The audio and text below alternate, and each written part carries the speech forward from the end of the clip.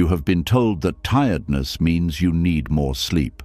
They told you to rest more, take a break, close your eyes earlier, drink more water, and wait until your strength comes back. But if sleep was the answer, why do you still wake up feeling heavy? Why does your mind feel tired before the day even begins? Why does your body lie still while something inside you keeps moving? Why do you feel exhausted even when you have done nothing at all? The truth is, you are not only tired in your body, you are tired in a way sleep cannot fix. You are tired from pretending to be okay when your heart is quietly asking for help. Tired from carrying emotions you never fully felt. Tired from being strong when you needed softness. Tired from explaining yourself to people who still do not understand. Tired from wanting life to be different while still having to live inside the life you have. Tired from smiling when your soul feels far away. Tired from holding everything together while slowly losing touch with yourself. Buddhist wisdom teaches that some exhaustion does not come from doing too much. It comes from fighting too much, fighting reality, fighting change, fighting your own feelings, fighting the present moment, fighting the part of you that only wants to stop and breathe. This kind of tiredness does not need more pressure. It does not need another goal. It does not need another reason to keep pushing. It needs presence. It needs compassion. It needs the quiet courage to come back to yourself without shame. Tonight, as you listen to this, something in you may begin to soften. Your thoughts may slow down. The invisible weight you have been carrying may finally have a name, and the tired part of you that has been ignored for so long may feel seen for the first time in a long time. This is not just a message about rest. This is a gentle return to the place inside you that life has not destroyed, the place that is still peaceful, still patient, still waiting for you. If you are tired in a way sleep cannot fix, this is for you. Let us begin. And before we go any deeper, let us begin with the tiredness many people do not even know they are carrying. Not the tiredness from walking too far, working too long, or sleeping too little, but the kind that comes from waking up every day and putting on a version of yourself that feels safe, acceptable, impressive, spiritual, strong, or easy to love. This is the tiredness that does not always look like sadness. Sometimes it looks like smiling. Sometimes it looks like success. Sometimes it looks like being calm when you are breaking inside. And that is what makes it so dangerous, because the world may praise the very mask that is quietly draining your life. There is a kind of exhaustion that begins when you stop living as yourself and start performing as someone others can approve of. At first, it may not even feel like a performance. It may feel like maturity. It may feel like responsibility. It may feel like being a good person. You tell yourself, "I am fine," even when your chest feels heavy. You say, "It does not bother me," even when it stays in your mind for days. You laugh when something hurts you. You act peaceful when your heart is boiling. You pretend to be strong because you do not want to look weak. You pretend to be unbothered because you do not want people to know they still have the power to hurt you. You pretend to have everything under control because you are afraid that if people see the truth, they may respect you less, love you less, or leave you alone with your pain. But here is the quiet truth. Pretending takes energy. Hiding takes energy. Smiling over pain takes energy. Swallowing words takes energy. Acting like you are not tired takes more energy than admitting that you are. It is like carrying a heavy bag everywhere you go, but because the bag is invisible, people keep asking why you walk so slowly. They do not see the weight of the false self. They only see the image you have learned to maintain. And the saddest part is that many people do not create a false self because they are fake. They create it because, at some point, being real did not feel safe. Maybe when you were honest, someone mocked you. Maybe when you cried, someone called you too sensitive. Maybe when you needed help, people disappeared. Maybe when you showed anger, people punished you with silence. Maybe when you failed, someone made you feel like your worth had dropped. So slowly, you learned to edit yourself. You learned which emotions were allowed. You learned which parts of you got love and which parts were too much. You learned how to become easy for other people to handle, even if it made you hard for yourself to live with. This is why some people are tired in a way sleep cannot fix. They are not just tired from life. They are tired from managing an identity. They are tired from asking, how should I act here? What should I say? What should I hide? What will they think? Will they still like me if I tell the truth? Will they still respect me if they see that I am struggling? And when your whole life becomes a stage, even rest begins to feel like another performance. You lie down, but your mind is still rehearsing. You sit in silence, but your heart is still trying to protect the image. Buddhist wisdom speaks deeply to this kind of suffering, because Buddhism does not only ask, what are you doing? It asks, who are you clinging to? Not who you truly are, but who you are trying so hard to be. In Buddhist teaching, suffering often comes from attachment, and one of the heaviest attachments is the attachment to a fixed image of yourself. The image of the strong one, the wise one, the successful one, the spiritual one, the one who never complains, the one who always understands, the one who can handle anything, the one who is above pain, the one who does not need reassurance, the one who does not fall apart. At first, these identities may seem beautiful. Who does not want to be strong? Who does not want to be calm? Who does not want to be seen as kind, wise, patient, or successful? But the problem begins when the identity becomes a prison. Strength becomes a prison when you are not allowed to be tired. Kindness becomes a prison when you are not allowed to say no. Spirituality becomes a prison when you are not allowed to feel anger, grief, jealousy, confusion, or disappointment. Success becomes a prison when you cannot admit that your achievement did not heal your emptiness. Calmness becomes a prison when you are only calm on the outside, while inside you are begging for someone to notice that you are not okay. And this is where many people confuse peace with suppression. They think being peaceful means never reacting, never crying, never being affected, never needing anything. But real peace is not pretending that the storm is not there. Real peace is being honest enough to say, there is a storm in me, and I do not have to become the storm. That is very different. Buddhism does not teach you to become a stone. It teaches you to become aware. Awareness is not numbness. Awareness is not a smile pasted over pain. Awareness is the courage to see what is truly happening inside you without running, without judging, and without turning it into a costume. You may have met people who always look calm, but their calmness feels cold. They do not speak their pain, but you can feel the weight of it around them. They say they have moved on, but one small comment makes their whole body tighten. They say they are unbothered, but they remember every detail of what happened. They say they are above conflict, but they quietly resent people for years. This is not peace.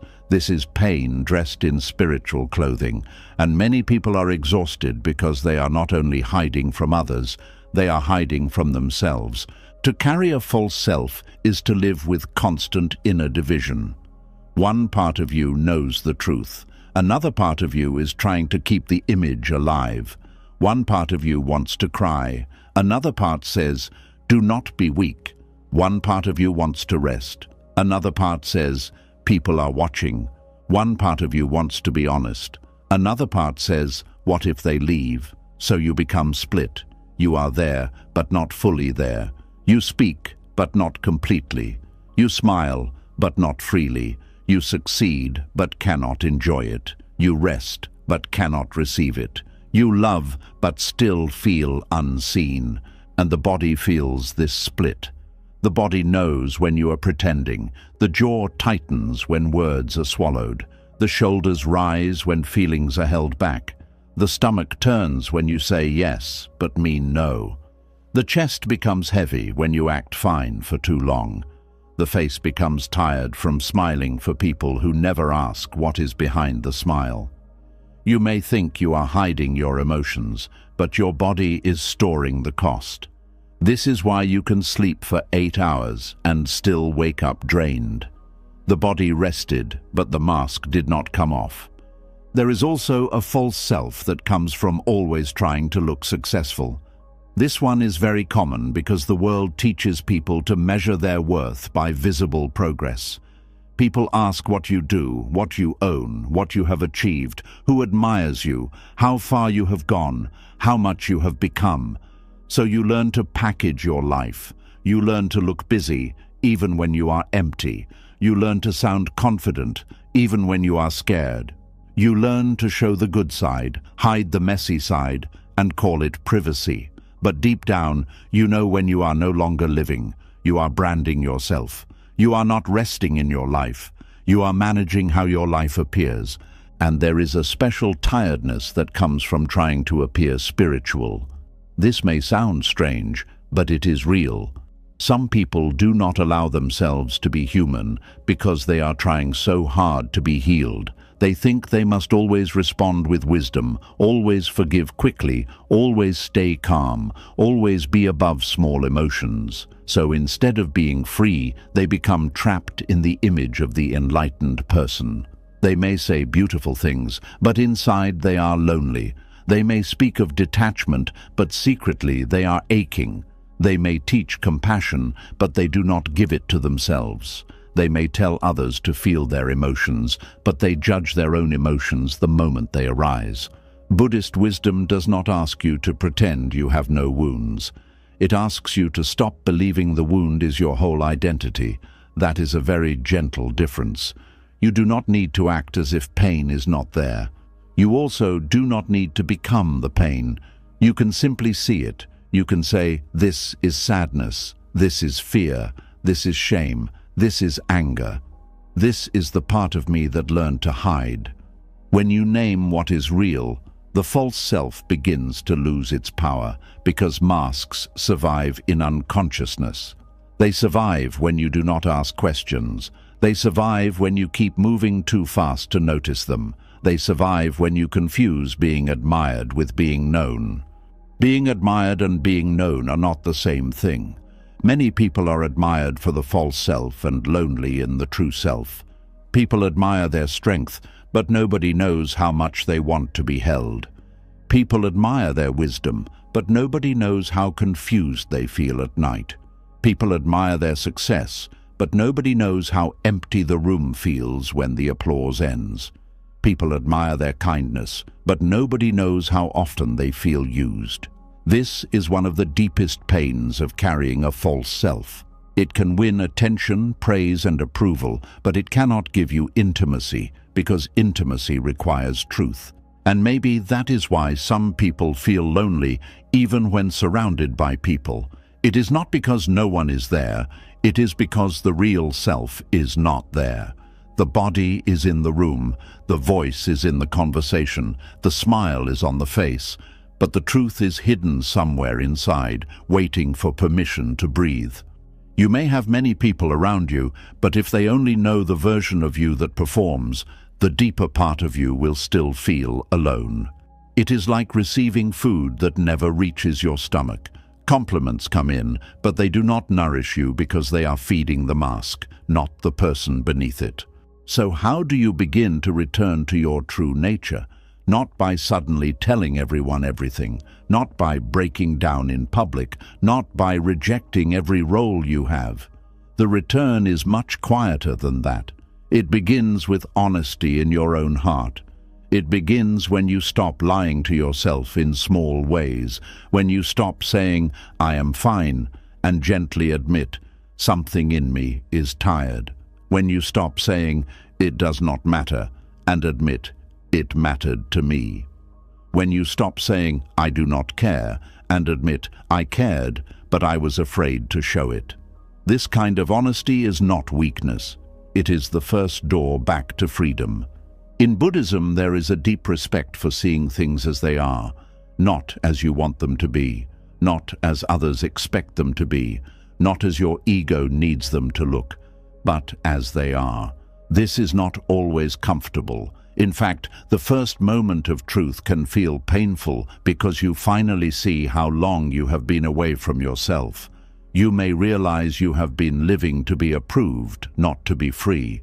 You may realize you have been calling it strength when it was really fear of needing others. You may realize you have been calling it peace when it was really silence. You may realize you have been calling it maturity when it was really exhaustion. But do not use this realization to attack yourself. That would only create another mask, the mask of the person who now has to heal perfectly.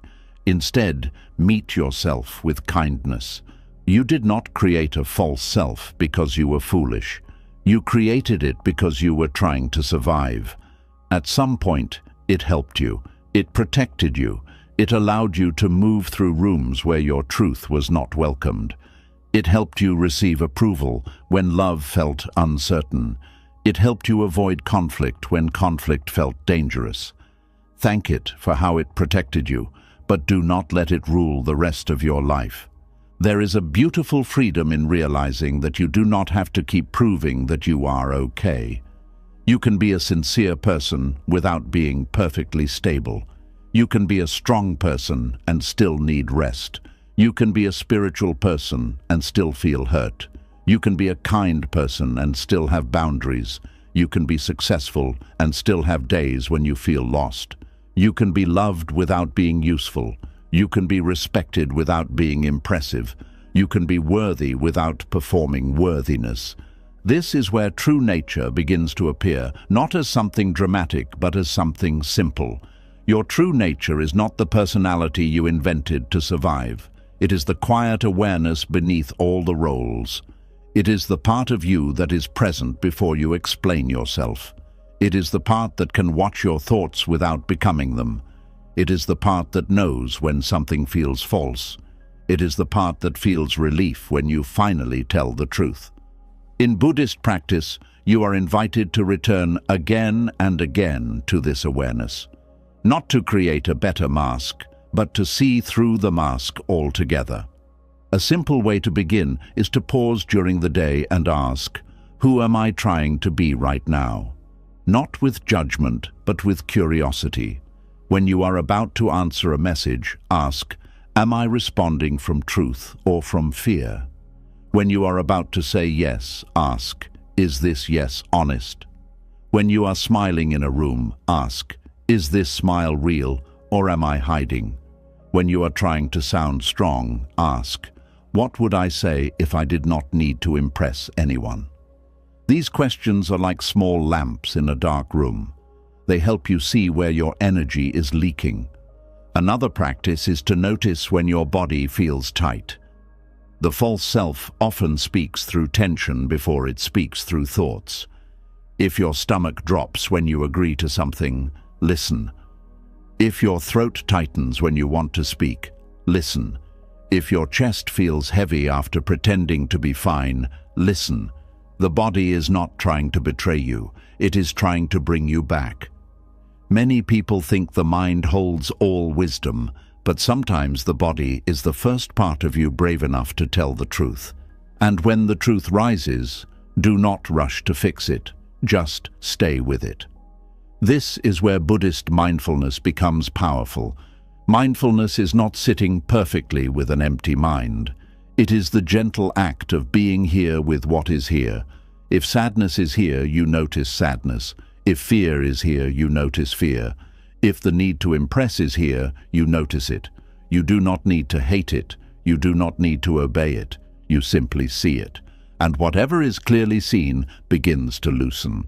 The false self cannot control you in the same way when awareness is present. Many people are afraid that if they stop pretending, their life will fall apart. They fear people will reject them. They fear they will lose respect.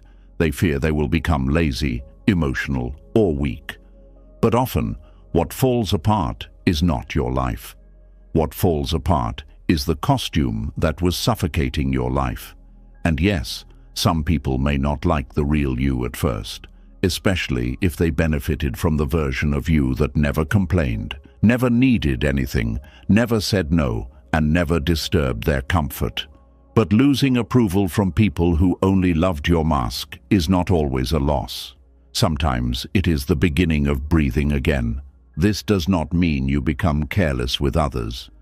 It does not mean you say everything without compassion. It does not mean you turn honesty into harshness. Buddhist wisdom is not about throwing your pain at people and calling it truth. It is about speaking and living from a place that is less controlled by fear. There is a way to be honest without being cruel. There is a way to be kind without disappearing. There is a way to be calm without pretending. There is a way to be strong without abandoning your softness. The false self says, I must be what they expect so I can be safe. The true self says, I can be present with what is real and still be safe inside myself. That shift may not happen overnight. It may begin with one honest sentence, one boundary, one moment of silence where you do not force a smile, one decision not to explain what does not need explaining, one breath before you perform, one day when you admit, I am not okay today, and the world does not end. And even if the world around you does not immediately understand, your nervous system begins to understand. Your heart begins to understand. Something inside you says, finally we are not lying anymore. There is deep rest in that. Not the kind of rest that comes from sleep alone, but the kind that comes from no longer fighting yourself. You may still have work to do. You may still have problems. You may still have responsibilities. But there is a different energy when you are meeting life as yourself. The same tasks feel lighter because you are not carrying the extra weight of performance. This is why returning to your true nature is not selfish. It is healing. When you stop pretending, your compassion becomes cleaner. Your love becomes more honest. Your boundaries become kinder because they are not built from resentment. Your presence becomes deeper because you are not half hiding. People may feel safer around you because they are no longer interacting with a polished image. They are meeting a human being.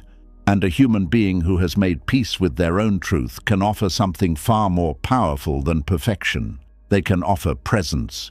So if you have been tired in a way sleep cannot fix, ask yourself gently, what version of me am I exhausted from pretending to be?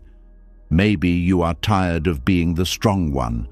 Maybe you are tired of being the one who always understands. Maybe you are tired of acting like success has satisfied you. Maybe you are tired of pretending you have moved on. Maybe you are tired of looking spiritual while secretly feeling broken. Maybe you are tired of being easy for everyone else while becoming a stranger to yourself. Whatever the answer is, do not run from it. That answer is not here to shame you. It is here to guide you home. The moment you see the mask, you are already less trapped by it. The moment you admit the performance, something real begins to breathe. The moment you stop forcing yourself to appear untouched, your heart begins to soften. And maybe this is the beginning of the rest you have been searching for. Not the rest of escaping life, but the rest of no longer abandoning yourself in order to survive it. Buddhist wisdom does not say, become someone special. It says, wake up to what is true, and what is true does not need to impress. It does not need to perform. It does not need to prove its worth every hour of the day. Your true nature is not loud, but it is steady. It is not dramatic, but it is alive. It is not the mask that people clap for. It is the quiet self beneath the mask, waiting patiently for you to stop running from your own heart. So take one breath here. Let the shoulders drop a little. Let the face soften. Let the version of you that has been trying so hard rest for a moment. You do not have to be impressive right now. You do not have to be healed right now. You do not have to be strong right now. You do not have to be okay before you are allowed to be gentle with yourself. You are allowed to be real before you are ready. You are allowed to come home slowly, and once you begin to put down the false self, you may notice something surprising. Beneath all that exhaustion, there is still life. Beneath the performance, there is still tenderness. Beneath the image, there is still a person who wants to breathe, feel, laugh, cry, rest, and exist without constantly proving they deserve space. That person has not disappeared. They have only been waiting behind the mask. And the path back to them begins with one simple, brave act. Stop pretending that carrying the mask is peace. It is not peace.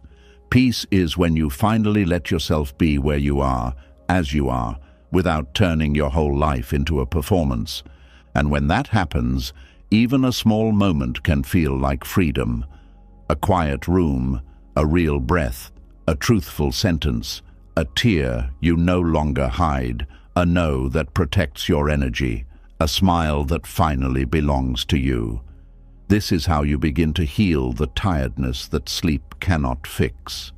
Not by becoming a new person, but by returning to the one who was always there, underneath the noise, underneath the fear, underneath the false self you carried for too long. And once you begin to see how tiring it is to carry a false self, another truth begins to rise. Sometimes the mask is not the only thing exhausting you. Sometimes you are tired because underneath everything you do, there is a quiet argument happening inside you. An argument with your life, an argument with what happened, an argument with what did not happen, an argument with the people who changed, the plans that failed, the years that passed, the doors that closed, and the version of reality you never wanted to accept. And this kind of tiredness is heavy because no one can see it. You may look calm, you may go to work, you may answer messages, you may smile when someone asks how you are. But inside, something keeps whispering, this is not how it was supposed to be. There is a tiredness that comes from wanting life to be different every single day. Not just wanting improvement, not just hoping for better. That is natural. But the deeper exhaustion comes from resisting the life that is already here. It comes from waking up and mentally pushing against your own reality before your feet even touch the floor. You look at your circumstances, your relationships, your age, your body, your past, your responsibilities, your disappointments, and something in you says, no, not this, not here, not now, not me. And because reality does not immediately change just because you reject it, you spend your energy fighting a wall that does not move. This is why some people are tired before anything happens. They are not tired because the day has been hard. They are tired because they have already wrestled with life in their mind. They have already argued with the past. They have already compared their life with someone else's life. They have already replayed what should have happened. They have already imagined the version of themselves they think they should be by now. They have already judged the present moment for not being good enough. And all of this happens quietly, almost invisibly, before the outside world has even asked anything from them. Buddhist wisdom understands this kind of suffering very deeply. It teaches that pain is part of life, but suffering grows when the mind adds resistance to pain. There is what happens, and then there is the war we create around what happens. Losing something hurts. Being betrayed hurts. Aging can hurt. Failure can hurt. Change can hurt. But then the mind adds, this should not have happened. I cannot accept this. My life is ruined. I should be somewhere else. They should have treated me differently. I should have known better. I should be further ahead. And suddenly the original pain is no longer alone. It is surrounded by anger, shame, regret, comparison, fear, and endless mental protest. This does not mean the pain is not real. Buddhist acceptance is not pretending that something is fine when it is not fine. It is not smiling at suffering and calling it a blessing. It is not allowing people to hurt you and saying, this is my karma, so I must endure it. No, that is not acceptance. That is confusion. Real acceptance is much cleaner and much stronger. It means you stop wasting your life arguing with the fact that this moment is already here. You stop fighting the first truth so you can respond wisely to the next truth. There is a difference between saying, "I accept this," and saying, "I approve of this." Many people reject acceptance because they think it means approval. They think accepting a painful reality means agreeing with it, liking it, allowing it to continue, or giving up on change. But acceptance does not mean you approve. It means you are finally willing to see clearly. You can accept that someone betrayed you without approving of betrayal. You can accept that a relationship ended without believing it was fair. You can accept that you made a mistake without hating yourself forever. You can accept that today is difficult without deciding that your whole life is hopeless. Acceptance is not weakness. It is the point where your energy stops bleeding into denial and becomes available for wisdom. Think of how much strength people lose by fighting facts. A person may spend years thinking, if only they had loved me properly. But the fact is, they did not. Another person may keep saying, I should have chosen differently. But the fact is, the choice was already made. Someone else may wake up every day thinking, my life should be easier by now. But the fact is, this is the life standing in front of them today. The mind keeps returning to an imaginary courtroom, trying to prove that reality was wrong. But even if you win the argument in your head, your life still waits for you in the present. And that is where exhaustion deepens, because the soul cannot rest while the mind keeps trying to edit the past. The heart cannot soften while you are still demanding a different yesterday. Your body cannot fully settle while your inner world keeps saying, this moment is unacceptable. You may sleep, but some part of you stays alert, not because danger is happening right now, but because your mind keeps treating reality as an enemy. Buddhist acceptance begins with a simple but powerful recognition. This is what is here, not forever, not as a final sentence, not as your whole identity, just here, now.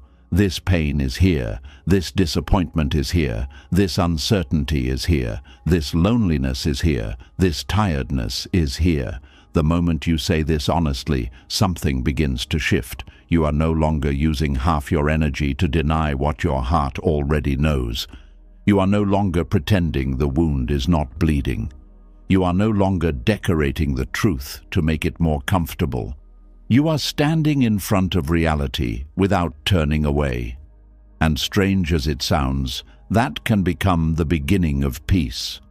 Not happiness at first, not excitement, not sudden relief. Sometimes acceptance first feels like grief, because when you accept what is, you also release the fantasy of what you kept hoping it would become. You stop waiting for the past to become kinder. You stop waiting for certain people to become who you needed them to be. You stop waiting for your younger self to make better choices. You stop waiting for a lost season to return and give you a different ending. That can ache. But it is an honest ache, and an honest ache heals better than a fantasy that keeps reopening the wound. Many people do not realize that resisting reality is often an attempt to avoid grief. They keep arguing with what happened because accepting it would mean feeling the sadness underneath. It feels easier to be angry than to admit you are heartbroken. It feels easier to blame life than to feel the emptiness of what did not arrive. It feels easier to keep chasing an explanation than to sit with the truth that some things hurt, even when you understand them. So the mind resists. It debates. It complains. It compares. It says, why me, again and again, hoping that if it asks enough times, the pain will become logical enough to stop hurting. But not everything that hurts can be solved by explanation. Some things must be met with presence. This is one of the quiet gifts of Buddhism. It does not force you to turn every wound into a neat lesson immediately. It does not ask you to pretend you are grateful for every painful thing. It simply invites you to sit with what is here and observe it without adding more suffering. When pain is here, pain is here. When sadness is here, sadness is here. When disappointment is here, disappointment is here. You do not need to build a whole identity around it. You do not need to turn it into a prophecy about your future. You do not need to fight it like an enemy. You can bow to the truth of the moment and say, "This too is part of my life." There is deep humility in that sentence. This too is part of my life. Not only the beautiful parts, not only the successful parts, not only the moments that make sense, not only the days when you feel proud of yourself. The confusion is part of your life too. The delay is part of your life. The loss is part of your life. The ordinary days are part of your life. The seasons when you do not feel like yourself are part of your life. The chapters you would not have chosen are still chapters you have lived. And when you keep rejecting them, you reject pieces of your own journey. No wonder you feel divided. No wonder your soul feels tired. Wanting life to be different becomes especially exhausting when you compare your timeline with someone else's. You look at another person's relationship, another person's career, another person's peace, another person's confidence, another person's family, another person's success, and suddenly your own life feels like a mistake. But you are not seeing their whole life. You are seeing a small window, often cleaned and arranged for display. You do not see the fear behind their choices, the private arguments, the silent nights, the hidden losses, the pressure they carry, or the things they envy in someone else. Comparison makes you resist your own path because it convinces you that life is happening correctly for everyone except you. Buddhist wisdom brings you back from that illusion. It reminds you that each life unfolds under causes and conditions too complex for the mind to fully measure. Your life is not late because it does not match someone else's season. Your path is not worthless because it looks different. A flower does not become a failure because it blooms after another flower. A river does not become meaningless because it bends before it reaches the sea. The mind wants straight lines, quick answers, and visible proof. But life often moves through delays, endings, detours, and quiet preparation. When you resist every bend in the path, you turn the journey itself into punishment. This does not mean you stop desiring a better life. There is a healthy desire that comes from clarity. You can want healing. You can want peace. You can want better relationships. You can want stability. You can want a life that feels more honest. But there is a difference between moving toward change and rejecting the present with hatred. One gives you energy, the other drains it. When change grows from acceptance, it sounds like, "This is where I am, and I can take one wise step." When change grows from resistance, it sounds like, "I cannot stand my life, and I must escape myself before I can breathe." The first path is grounded. The second path is desperate. A desperate mind does not see clearly. It rushes, it clings, it makes decisions from panic. It turns people into saviors. It turns goals into rescue boats. It believes that peace is always somewhere else. When I get that job, then I will rest. When they apologize, then I will heal. When I have more money, then I will feel safe. When I finally become the person I want to be, then I will accept myself. But this keeps peace in the future, always one condition away, and the future is a moving target. Every time you reach one thing, the mind creates another requirement. This is why wanting life to be different can become a prison, not because change is bad, but because your peace becomes dependent on reality obeying your personal script. Buddhist acceptance cuts through this. It says, can you meet this breath before the next achievement? Can you be here before life becomes perfect? Can you stop making peace, wait until every problem is solved? This is not easy because the mind believes resistance keeps you safe. The mind thinks if it relaxes, everything will fall apart. It thinks if you accept the present, you will lose motivation. But look closely. Has constant resistance made you free? Has self-attack made you wiser? Has replaying the past changed it? Has hating where you are helped you move with grace? Sometimes the very thing you think is protecting you is the thing exhausting you. There is an old kind of suffering in the sentence, "I cannot be okay until this is different." It gives all your power to conditions. It makes your inner world a hostage to outer circumstances. Of course, circumstances matter. Of course, pain affects you. Of course, some situations need to change. But if your entire sense of peace depends on life becoming exactly what you want, then peace will always be fragile. Buddhist practice does not promise that life will obey you. It teaches you how to stop being destroyed when it does not. One practice that helps is learning to separate reality from the story you are adding to it. Reality may be, "This person did not call me." The story may be, "I am not important to anyone." Reality may be, "I am not where I wanted to be at this age." The story may be, "I have failed completely." Reality may be, "Today feels heavy." The story may be, "My life will always feel this way." The story is often what burns the most energy. Reality may hurt, but the story turns hurt into identity. Mindfulness helps you pause and ask, what is actually happening and what am I adding? That question alone can save you from drowning in thoughts that feel true but are not complete. Another practice is softening the body when resistance appears. Resistance is not only mental, it has a physical shape. The forehead tightens, the breath becomes shallow, the shoulders brace, the belly hardens, the hands grip. The body prepares for battle, even when the battle is with a memory, a thought, or a fact that cannot be changed. When you notice this, do not scold yourself. Simply breathe into the tight place and say, "I see the fight in me." Not, "I must stop fighting immediately." Not, "I should be more peaceful." Just, "I see the fight in me." Seeing is already a form of release. Sometimes acceptance begins with one sentence repeated gently, "This is here." Not, "I like this." Not, "I want this forever." Just, "This is here." The bill is here. The grief is here. The uncertainty is here. The loneliness is here. The mistake is here. The new beginning is here. The silence is here. The delay is here.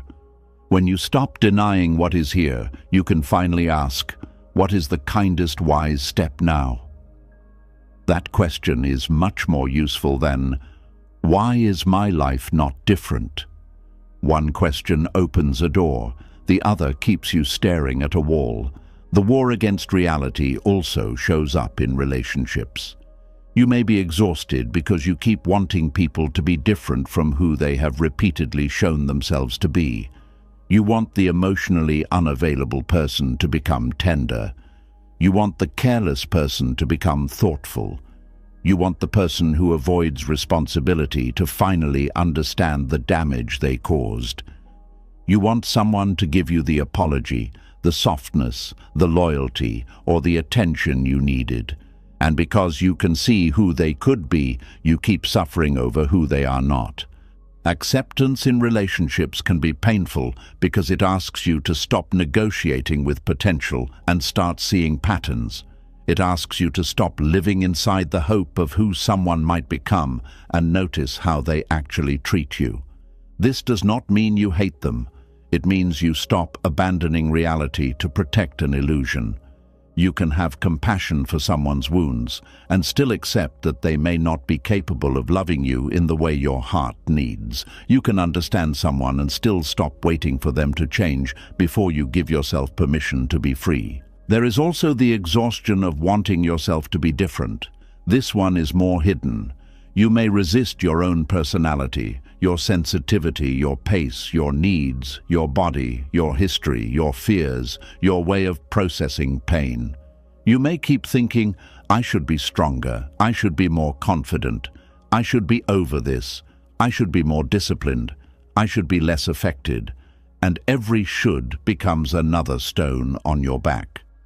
Growth is beautiful, but self-rejection disguised as growth is painful. Buddhist acceptance invites you to begin where you are, not where your shame says you should be.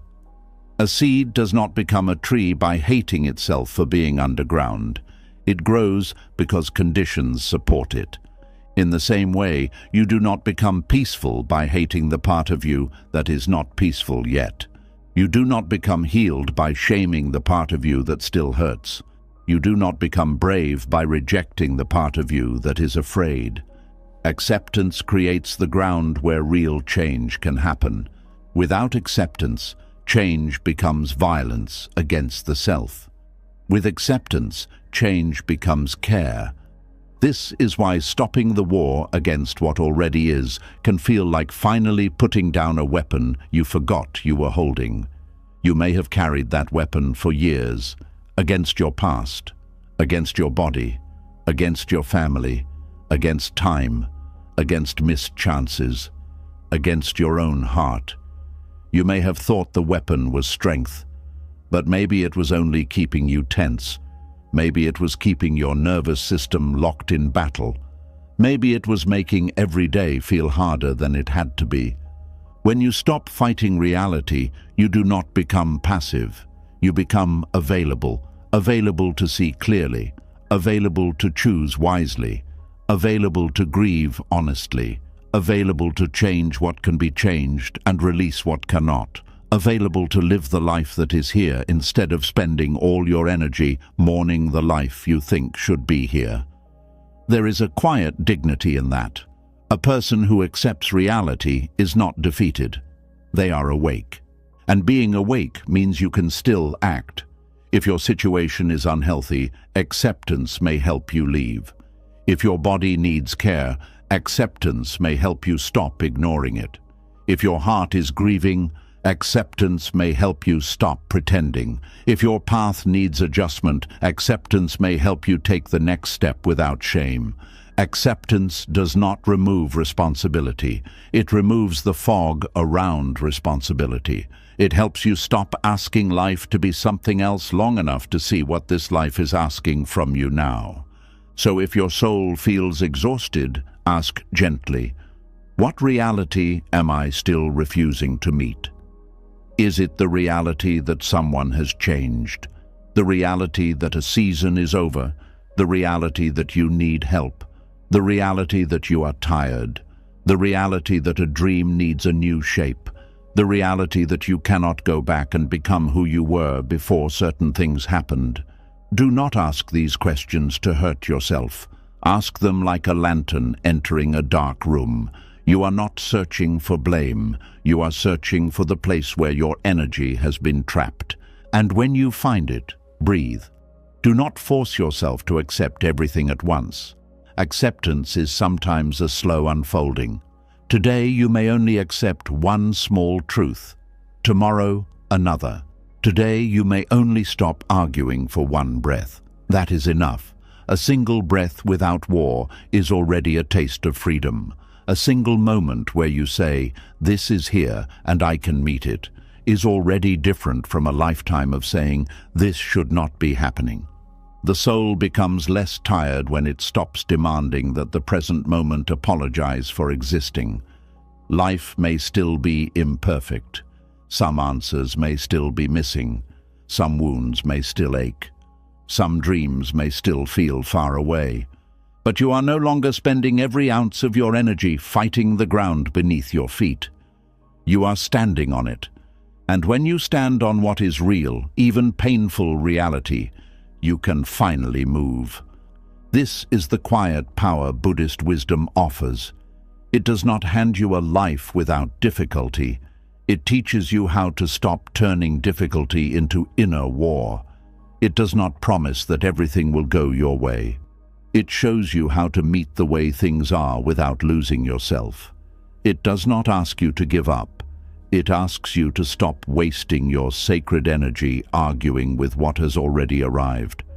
So let the heart hear this gently. You are not weak because you are tired. You may simply have been fighting reality for too long. You may have been carrying not only your pain, but your protest against your pain.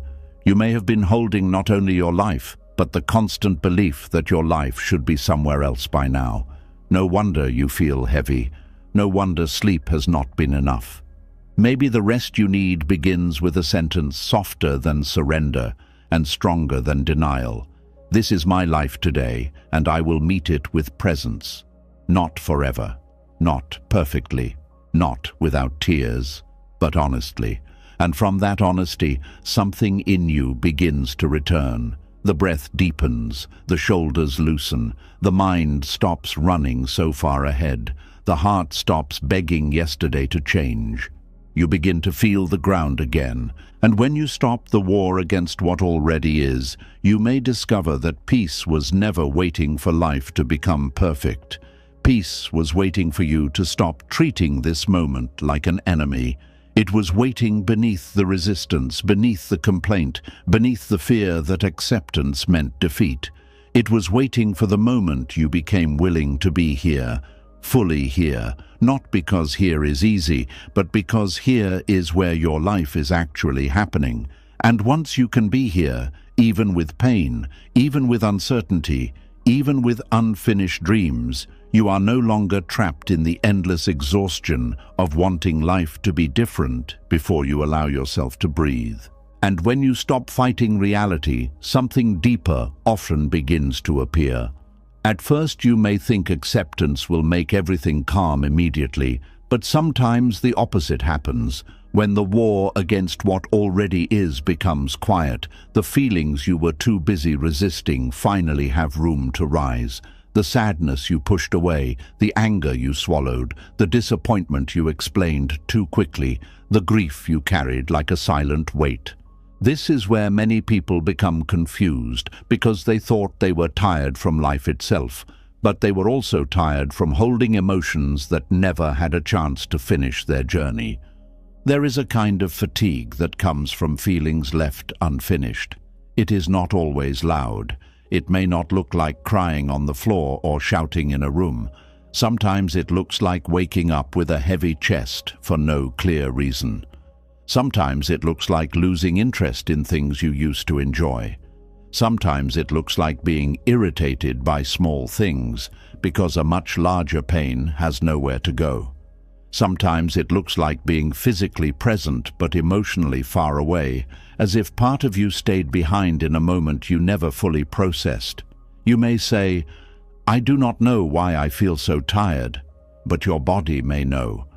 Your body may be carrying conversations you never had, tears you never released, anger you never admitted, and endings you never truly mourned. This is why sleep alone cannot fix every tiredness.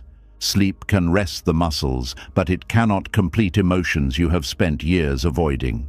Sleep can close your eyes, but it cannot open the places inside you that were shut down to survive. Sleep can pause the day, but it cannot dissolve grief that was never allowed to move through you. An unfinished emotion is like a letter that was written but never delivered. It remains inside, waiting for attention. And the longer it waits, the heavier it becomes. Many people learned very early that emotions were inconvenient. They were told to stop crying, calm down, be mature, be grateful, be strong, be reasonable, be quiet, be brave, be good. So they began to treat feelings like problems to hide instead of messages to understand. Sadness was covered with productivity. Anger was covered with politeness. Fear was covered with control. Disappointment was covered with jokes.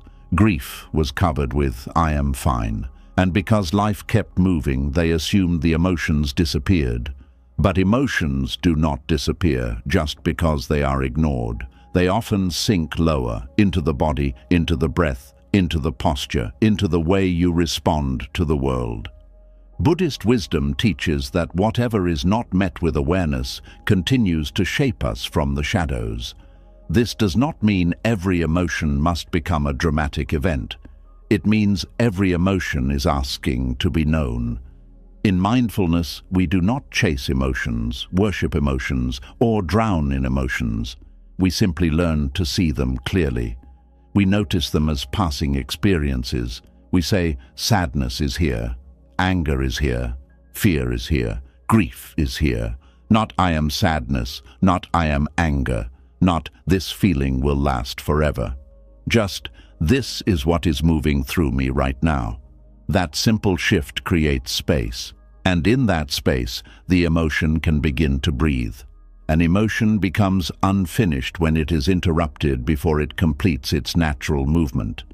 A child cries and someone says, "Stop that." A person is betrayed, but they tell themselves, "Do not care." Someone loses a loved one, but they rush back into responsibilities because everyone expects them to be strong. A dream fails, but the person immediately says, "Everything happens for a reason," even though their heart has not had time to ache. These interruptions may look like strength from the outside, but inside they leave open loops. The body started a process, but the mind stopped it halfway. This is why you can feel strange waves of emotion long after something happened. A song comes on, and suddenly your chest tightens. Someone speaks in a certain tone, and anger rises faster than expected. A small disappointment makes you feel crushed, not because of the small thing alone, but because it touches older disappointments. You see someone living a life you wanted, and grief appears without warning. These moments are not proof that you are weak. They are signs that something inside you is still asking to be met with honesty. Sadness, when unfinished, can turn into a quiet dullness. Not the kind of sadness that cries openly, but the kind that steals color from life. You may still function, you may still laugh, you may still do what is expected, but somewhere inside, a softness has gone silent. You may stop expecting much. You may tell yourself not to hope too deeply.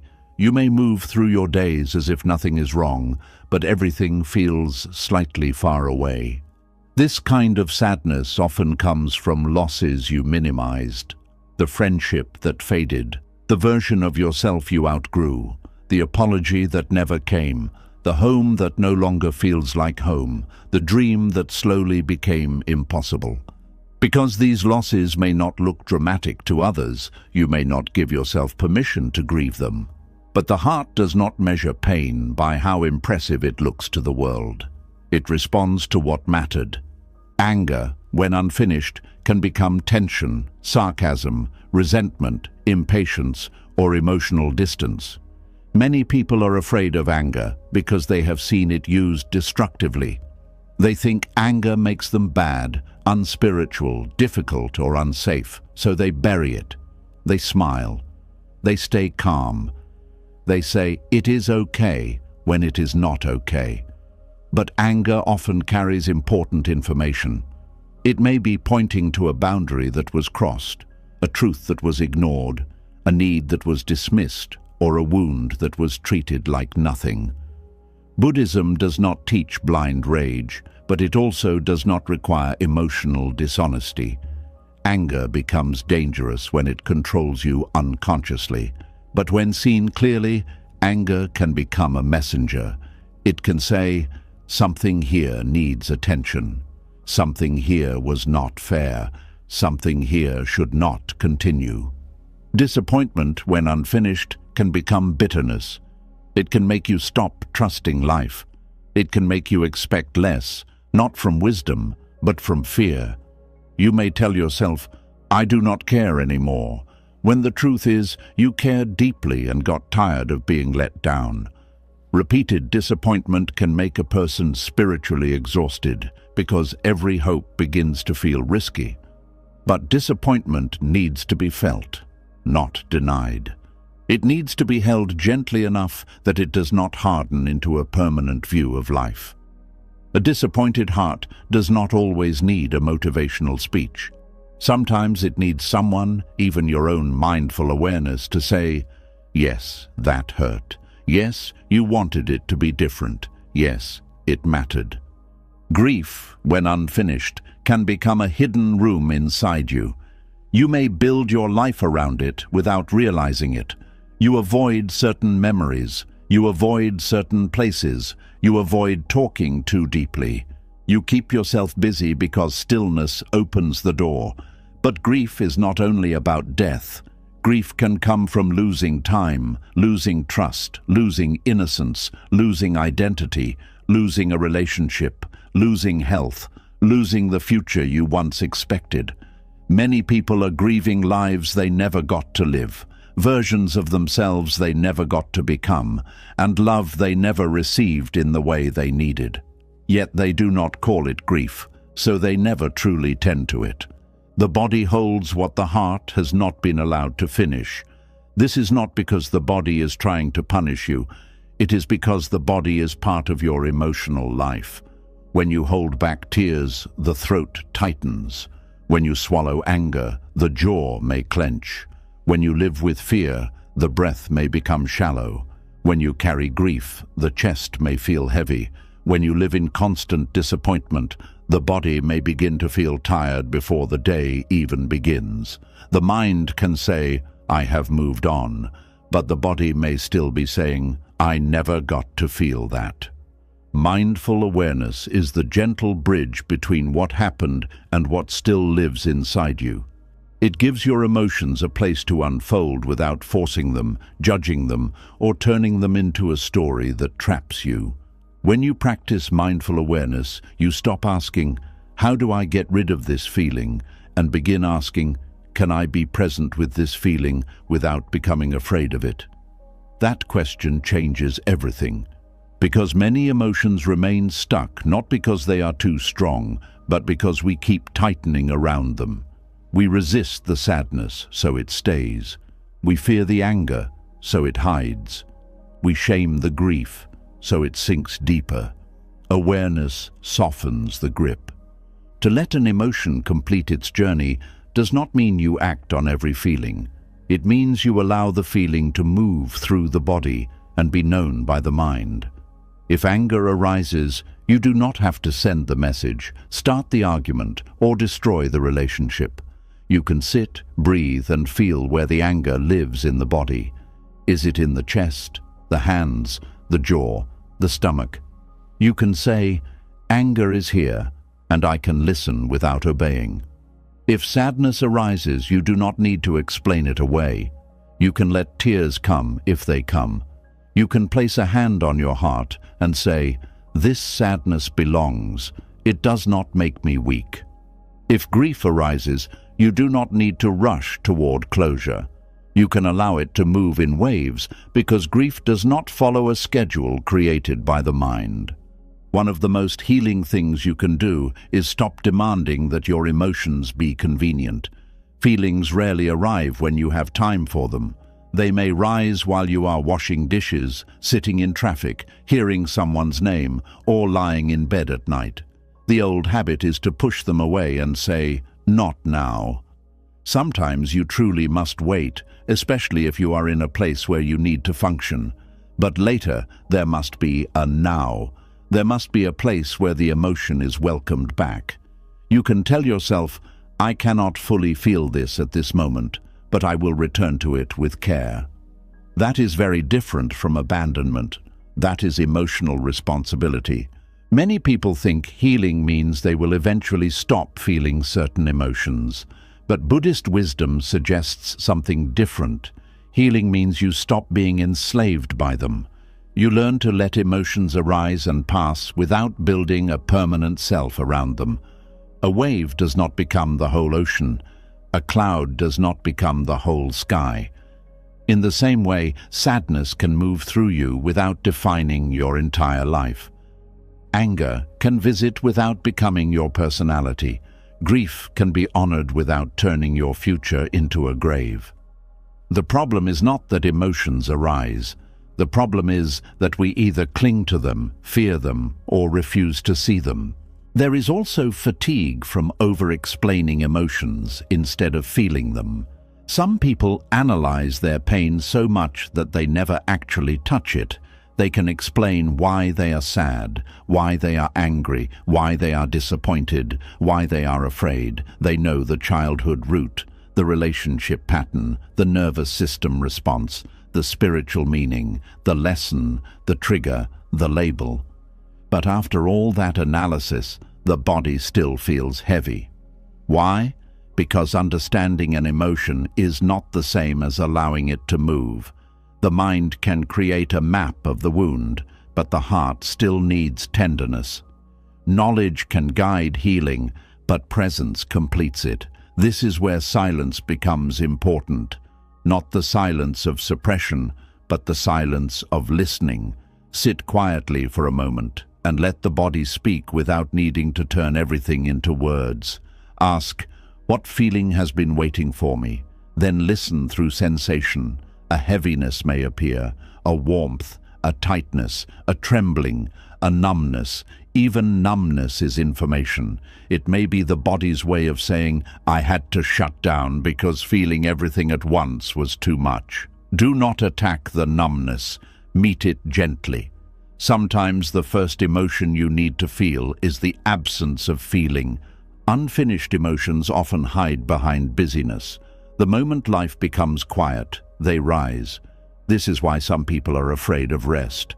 They say they are bored, but they are actually uncomfortable with what silence reveals. They keep the television on, keep scrolling, keep cleaning, keep planning, keep helping others, keep chasing goals, because stillness allows the buried world to knock.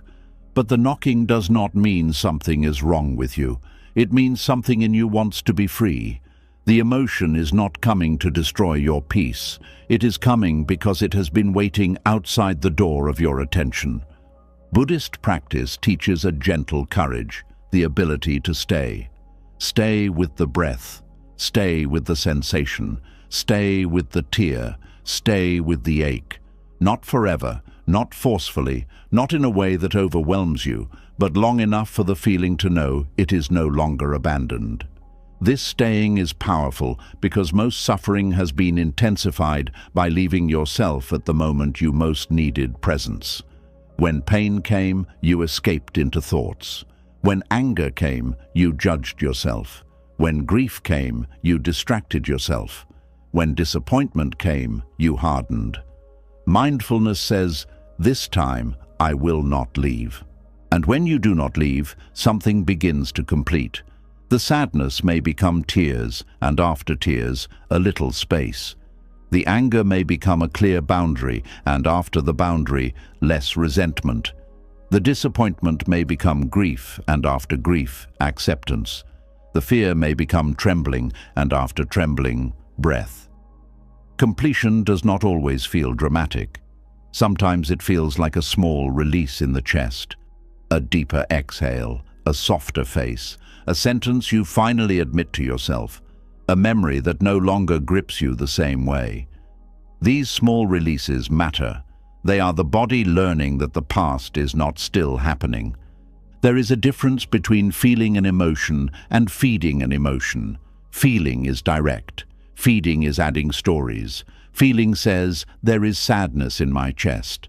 Feeding says, nothing ever works for me and it never will. Feeling says, anger is moving through my body. Feeding says, everyone is against me. Feeling says, I miss what I lost.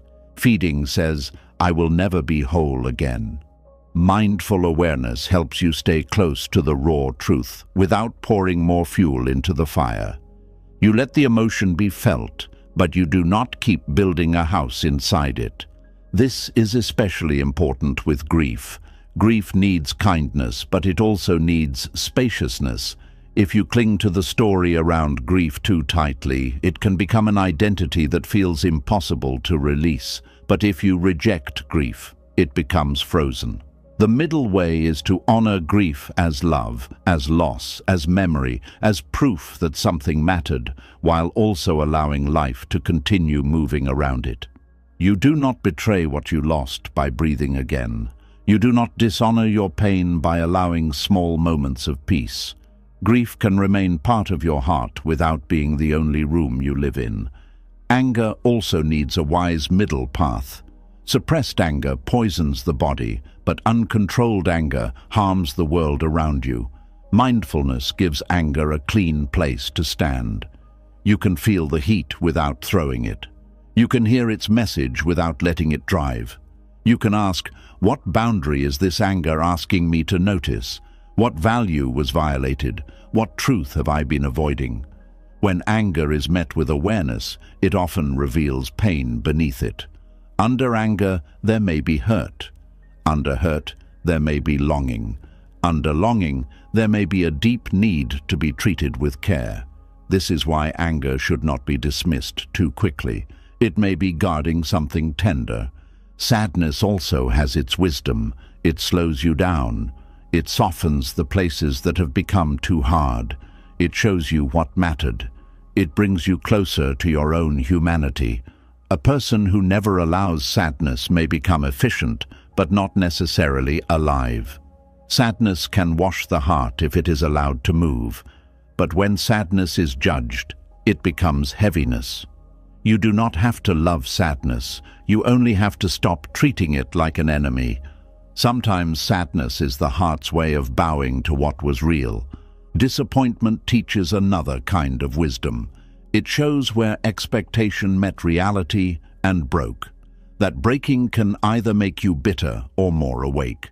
If you feel disappointment fully, without turning it into hatred for life, it can reveal where you were attached to a particular outcome.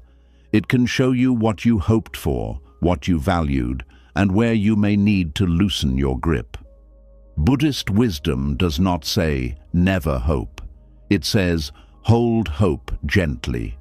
When disappointment is allowed to complete, hope can return in a wiser form, less desperate, less blind, less dependent on one door opening. There is also a fatigue that comes from always being composed. Some people have mastered the art of appearing fine. They speak calmly. They smile at the right time. They keep their voice steady. They do not let people see how much something affected them, but inside, emotions pile up like unsent letters. Being composed has its place. It can be useful. It can protect dignity.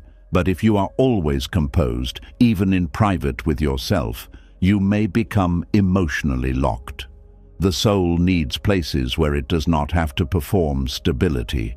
Even the strongest person needs a room where the truth can breathe.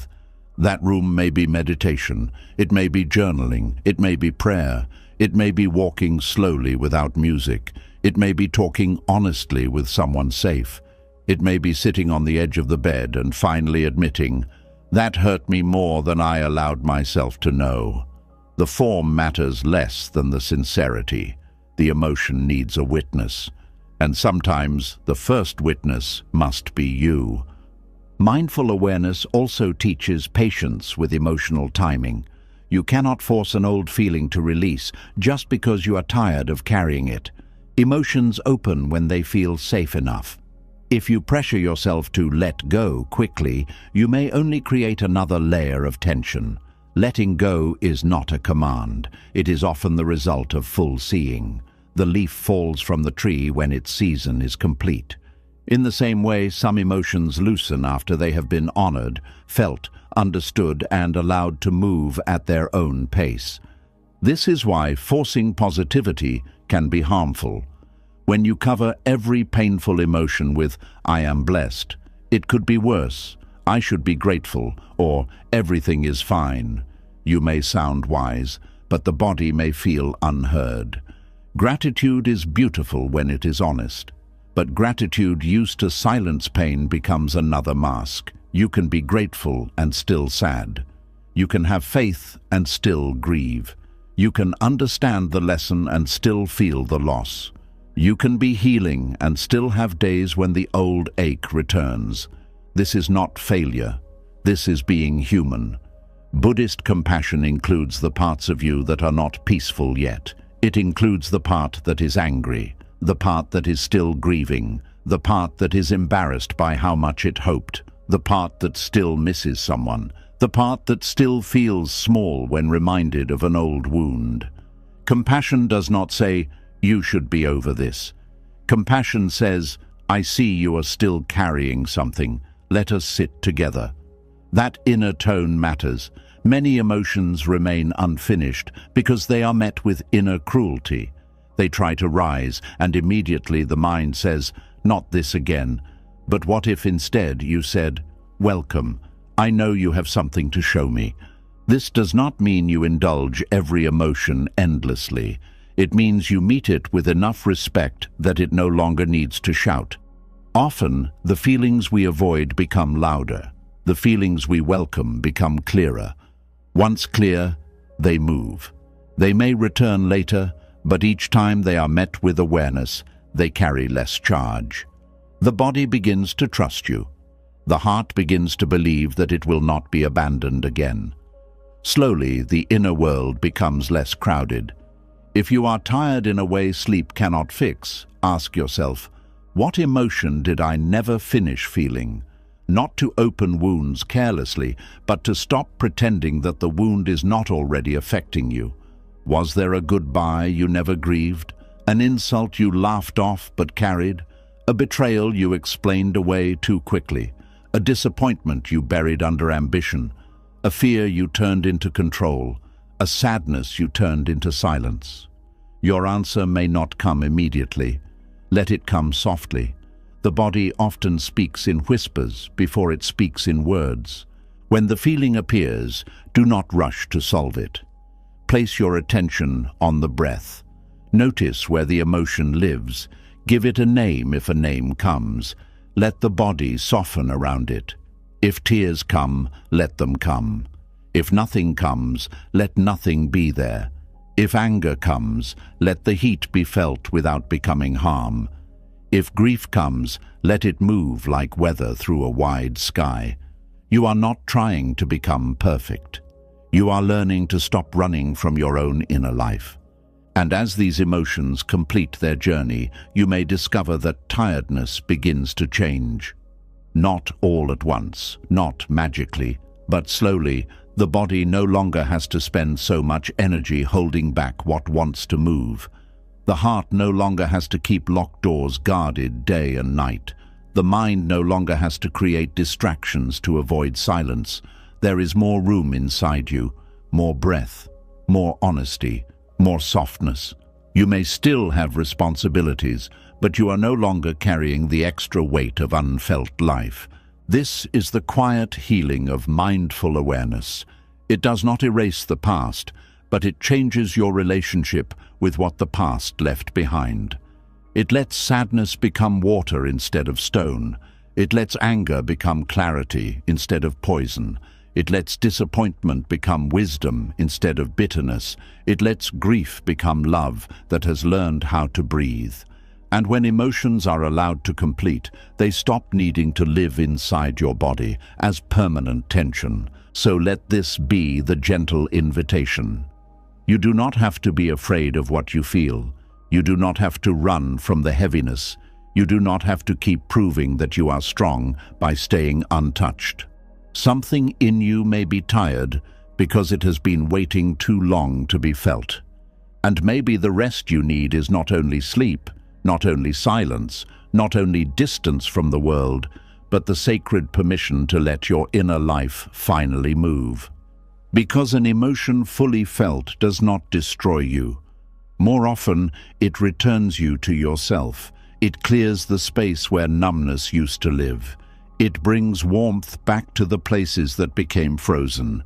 It reminds you that you are not a machine built to endure endlessly. You are a living being, and living beings must feel. This is not weakness. This is the movement of life through the heart. And once those unfinished emotions begin to move, you may notice another kind of exhaustion waiting underneath them. Because even when the body is still, even when the room is quiet, even when you finally lie down to rest, there may be a deeper part of you that still does not feel safe. That is where the next doorway opens, into the kind of tiredness that remains when rest is present, but the mind and body are still bracing for a threat that is no longer in the room. And when unfinished emotions begin to move, another truth may quietly reveal itself. Sometimes you are not restless because you have not slept enough. Sometimes you are restless because your body has forgotten how to believe in rest. You may lie down in a quiet room, turn off the lights, close your eyes, and still feel as if something inside you is standing guard. The day is over, but your mind keeps checking. Your body is still, but your breath is shallow. Nothing is attacking you, yet you feel braced for something. This is the kind of tiredness that comes when your mind still feels unsafe. There is a painful confusion in needing rest, but not being able to receive it. You may do all the right things. You may lie in bed early. You may put your phone away. You may drink water, dim the lights, and tell yourself to relax. But relaxation does not come just because the room is quiet. Rest does not arrive just because the body is horizontal. Peace does not obey command. If the nervous system still believes there is danger, the body will not fully surrender. It will keep one part of you awake, alert, listening, scanning, preparing, and waiting for something to go wrong. This is why some people wake up tired even after sleeping. The body may have gone through the motions of rest, but deeper inside it never fully released. It is like a house where all the lights are turned off, but the alarm system is still ringing. From the outside, everything looks calm. From the inside, there is noise. You may not even know what you are afraid of. You may only know that stillness does not feel peaceful. It feels exposed.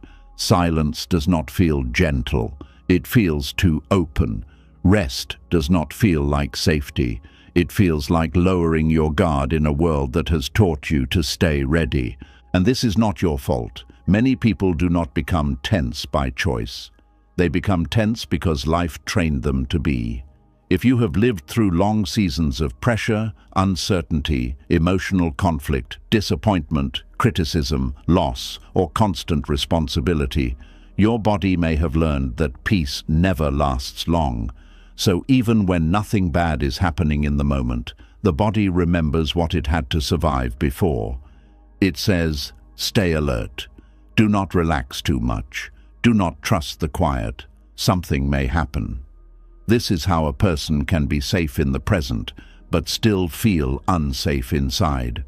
Buddhist wisdom meets this suffering with deep gentleness because it understands that the mind often lives in places where the body is not. The body may be in bed, but the mind is in yesterday's pain, tomorrow's fear, next week's problem, last year's wound, or a future that has not happened. This split drains the spirit. You cannot rest fully when only your body is here. Rest needs your attention to come home to. It needs your breath, your awareness, and your nervous system to receive the message. This moment does not need to be fought. But that message cannot be forced. You cannot shout safety into the body. You cannot bully yourself into calm. You cannot shame yourself into peace by saying, "Why am I like this? Why can't I just relax? Other people can rest. What is wrong with me?" Those questions only make the body more tense. The body does not soften under criticism. It softens under patience. It softens when you stop treating your own nervous system like an enemy and begin treating it like a tired animal that has been guarding the door for too long. There is a reason Buddhist practice often begins with the breath, not because breathing is a magic trick, but because the breath is always happening now. You cannot breathe yesterday's air. You cannot breathe tomorrow's air. You can only breathe this breath. So when you return to the breath, you are not escaping life. You are returning to the only place where life can actually be met. The breath becomes a small bridge from fear back into presence. It says, here, now, this body, this moment. And sometimes that is enough to loosen the grip by a little. The problem is that many people only meet the present moment as a threat. They sit still, and immediately the mind begins to search for what is missing, what is wrong, what might happen, what should be fixed, what was said, what was not said, what could fall apart. The present becomes a room filled with alarms. But Buddhist presence teaches something different. It teaches you to meet the present moment as it is before the mind covers it with fear. Right now you may be sitting. Right now air may be entering and leaving. Right now the floor may be holding you. Right now the room may be quiet. Right now there may be pain, but pain is not the same as danger. Right now, there may be uncertainty, but uncertainty is not the same as disaster. Right now, there may be tiredness, but tiredness is not failure. That distinction matters. Many people confuse discomfort with danger. A difficult feeling arises, and the body reacts as if something terrible is happening. A memory appears, and the chest tightens. A worry comes, and the stomach knots. A silence falls, and the mind rushes to fill it. But discomfort is not always danger. Sadness is uncomfortable, but it does not mean you are unsafe. Loneliness is uncomfortable, but it does not mean you are abandoned forever. Anxiety is uncomfortable, but it does not mean the future is already broken. The body learns safety when it slowly discovers that it can feel something difficult without needing to fight it immediately. This is where mindfulness becomes more than a word. Mindfulness is not about having a perfectly calm mind. It is about noticing what is happening without instantly running into reaction. If the mind says, something is wrong, mindfulness says, a thought is here. If the chest tightens, mindfulness says, tightness is here. If fear rises, mindfulness says, fear is here. That small naming creates space between you and the alarm. You are no longer completely swallowed by it. You are witnessing it. And what is witnessed with compassion begins to lose some of its power. Rest does not work when the mind believes it must solve everything before it can be calm. This is one of the deepest traps of exhaustion. You may tell yourself, I will rest after I figure this out. I will sleep after I know what to do. I will relax when everything is certain. I will breathe when I know nothing will go wrong. But life rarely gives that kind of perfect certainty. So your peace keeps getting postponed. The mind keeps working overtime, trying to create a world where nothing can hurt you. But no mind, no matter how clever, can control all of life. It can only exhaust itself trying. Buddhist wisdom does not promise a future without uncertainty. It teaches you how to rest without needing certainty first. This is not easy. It goes against the habits of a frightened mind. A frightened mind says, prepare more, think more, check more, control more. Presence says, come back to this breath. A frightened mind says, what if something goes wrong? Presence says, in this moment, can you feel the ground? A frightened mind says, you are not safe until everything is solved. Presence says, you can soften one small place before everything is solved. This is the beginning of training the body to trust life again, not blindly, but gently. Some people feel unsafe because they have lived too long in emotional unpredictability. When you do not know which version of someone you will meet, your body learns to scan. When peace at home can turn into conflict without warning, your body learns to listen for changes in tone. When love is mixed with criticism, silence, or withdrawal, your body learns that closeness can become danger. Later, even in quiet moments, you may still scan faces, messages, pauses, and moods. You may feel exhausted after spending time with people because your body was not only socializing, it was monitoring. This is why rest is not only about getting away from physical work. Sometimes rest requires getting away from emotional threat, or at least recognizing where your body still believes it is under threat. If your nervous system is constantly adjusting itself around someone else's moods, your body may not know how to relax even when you are alone. It may keep replaying conversations. It may keep checking if you said the wrong thing. It may keep wondering how others feel about you. This is not weakness. It is a learned survival pattern. And like many learned patterns, it can be softened with awareness, safety, and time. The Buddha often pointed toward the suffering created by clinging, aversion, and ignorance. In this kind of exhaustion, aversion plays a strong role. Aversion means pushing away what we do not want. The mind pushes away fear. It pushes away uncertainty. It pushes away vulnerability. It pushes away the memory of being hurt. But the pushing itself keeps the body tense. It is like holding a door shut against a strong wind. The energy is not only in the wind, it is in the holding.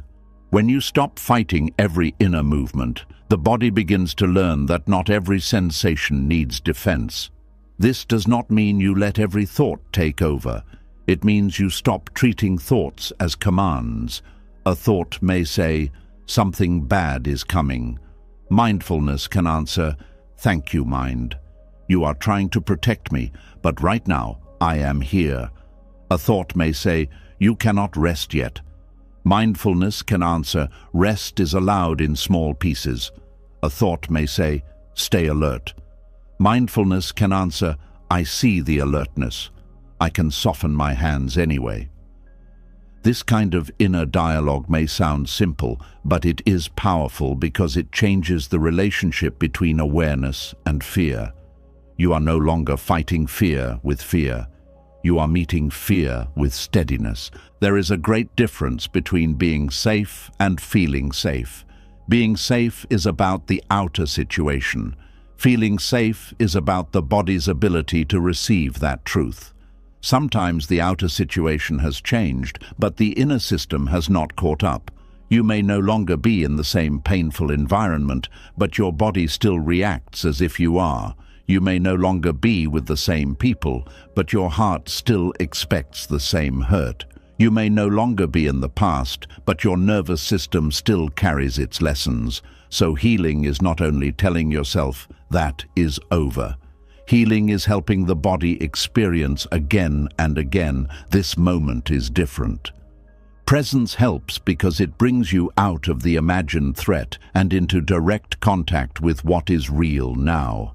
Feel the bed beneath you. Feel the pillow. Feel the breath moving. Feel the weight of your body being held. Notice the temperature of the air. Notice the sounds near and far. Notice that you do not have to chase every thought. Notice that the body is here, not back there. This is not about denying pain. It is about updating the body. It is teaching the body through experience, not argument, that right now it can release one layer. Many people try to rest by escaping the body. They scroll, watch, eat, talk, plan, or distract until they are too tired to think. Sometimes distraction is understandable. Everyone needs relief. But if you only escape the body and never return to it gently, the body remains a place you do not trust. Buddhist presence invites you back into the body not as punishment, but as home. The body is not only where pain is stored, it is also where peace can be felt.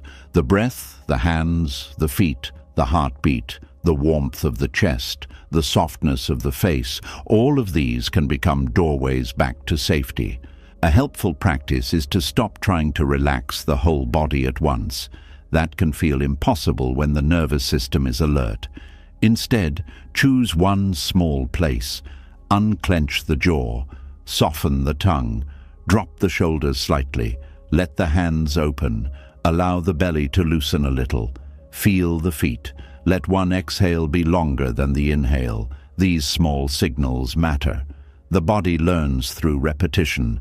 Each tiny act says, "We are not in battle right now." You may have to say it many times. That is okay. A body that learned alertness over years may not unlearn it in one evening. And while you practice, do not turn calmness into another achievement. This is important.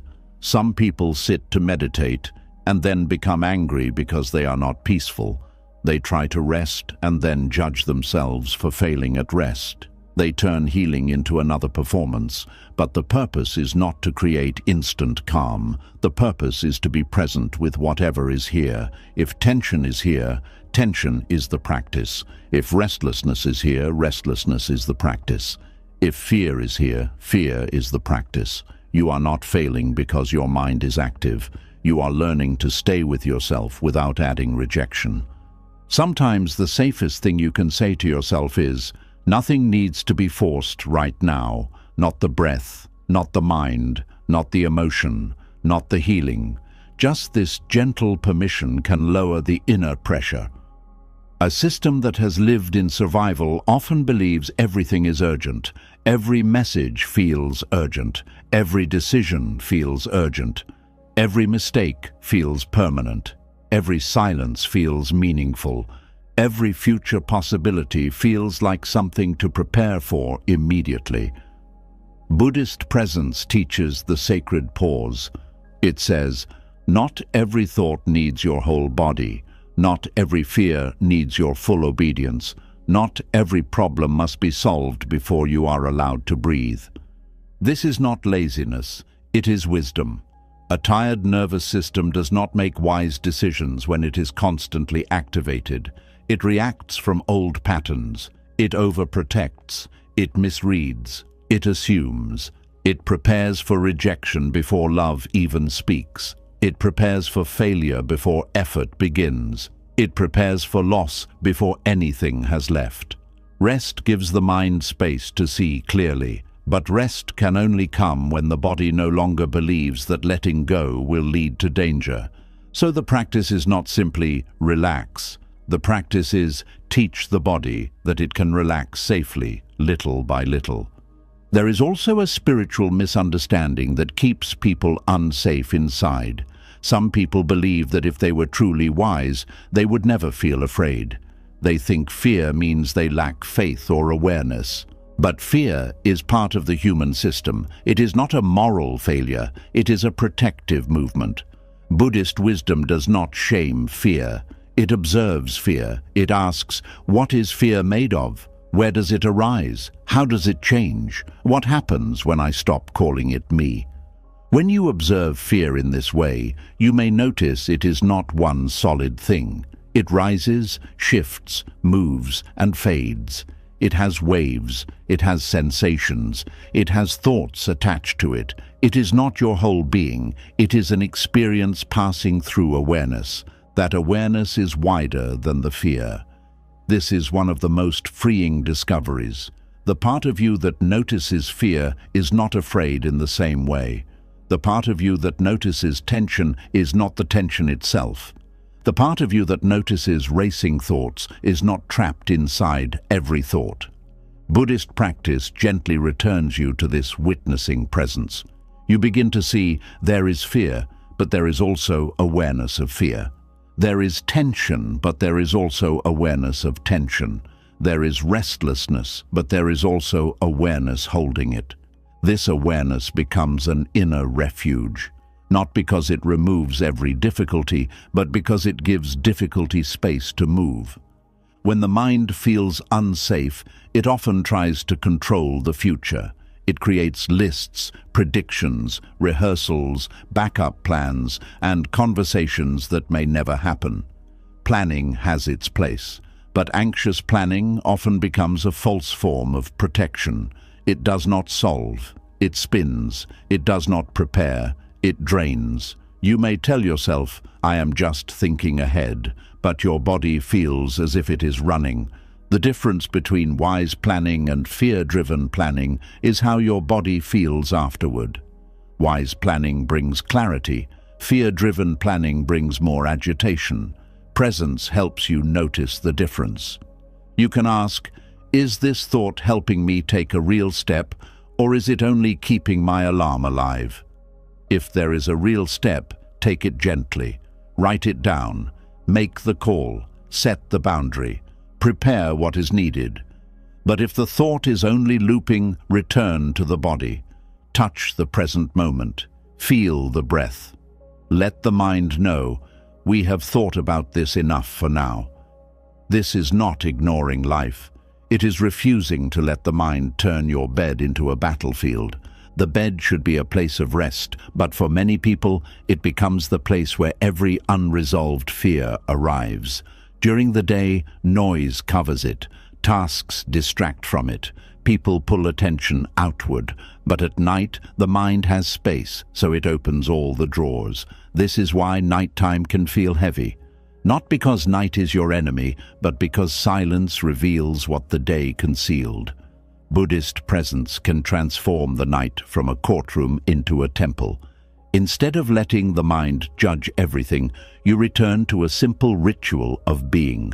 One breath, one sensation, one gentle phrase. I am here. This is a thought. The body is held. This moment can be met. If you wake in the night, try not to treat it as failure. The more you panic about not sleeping, the more unsafe the body feels. You may say, now tomorrow will be ruined. I will not cope. Something is wrong. The alarm grows louder. Instead, meet wakefulness with softness. The body is awake right now. I can still rest. There is a difference between sleep and rest. Even if sleep has not come yet, you can rest your resistance. You can rest your jaw. You can rest the effort to control. You can rest the story that this moment is a disaster. Sometimes when the body stops feeling pressured to sleep, sleep comes more naturally. And even when it does not, you have not spent the whole night fighting yourself. This is where Buddhist acceptance from the previous lesson meets nervous system safety. You accept not only the big realities of life, but this small reality too. I am awake right now. My mind is active right now. My body is tense right now. When you stop adding panic to wakefulness, you reduce the second layer of suffering. The first layer is being awake. The second layer is, this should not be happening. I cannot handle this. I must fix this immediately. The second layer is often what hurts most. Presence removes the extra fight. Another powerful practice is loving kindness toward the body. Many people speak to their bodies harshly. Why are you so tense? Why are you tired? Why can't you rest? Why are you like this? But the body has been trying to protect you. Even if its alarm is outdated, its intention is survival. So speak differently. Thank you for trying to protect me. You do not have to work so hard right now. I know you learned to stay ready. We are practicing softness now. You are allowed to rest in small ways. This kind language may seem simple, but the body responds to tone, even inner tone. A gentle inner voice can become part of the safety the body never had. There are also practical forms of presence that support rest. A steady evening rhythm can tell the body that the day is ending. Lower lights, slower movement, less argument with screens, a few quiet breaths, a hand on the heart or belly, a short reflection where you write down what can wait until tomorrow. Not because rituals are magical, but because the body learns through signals.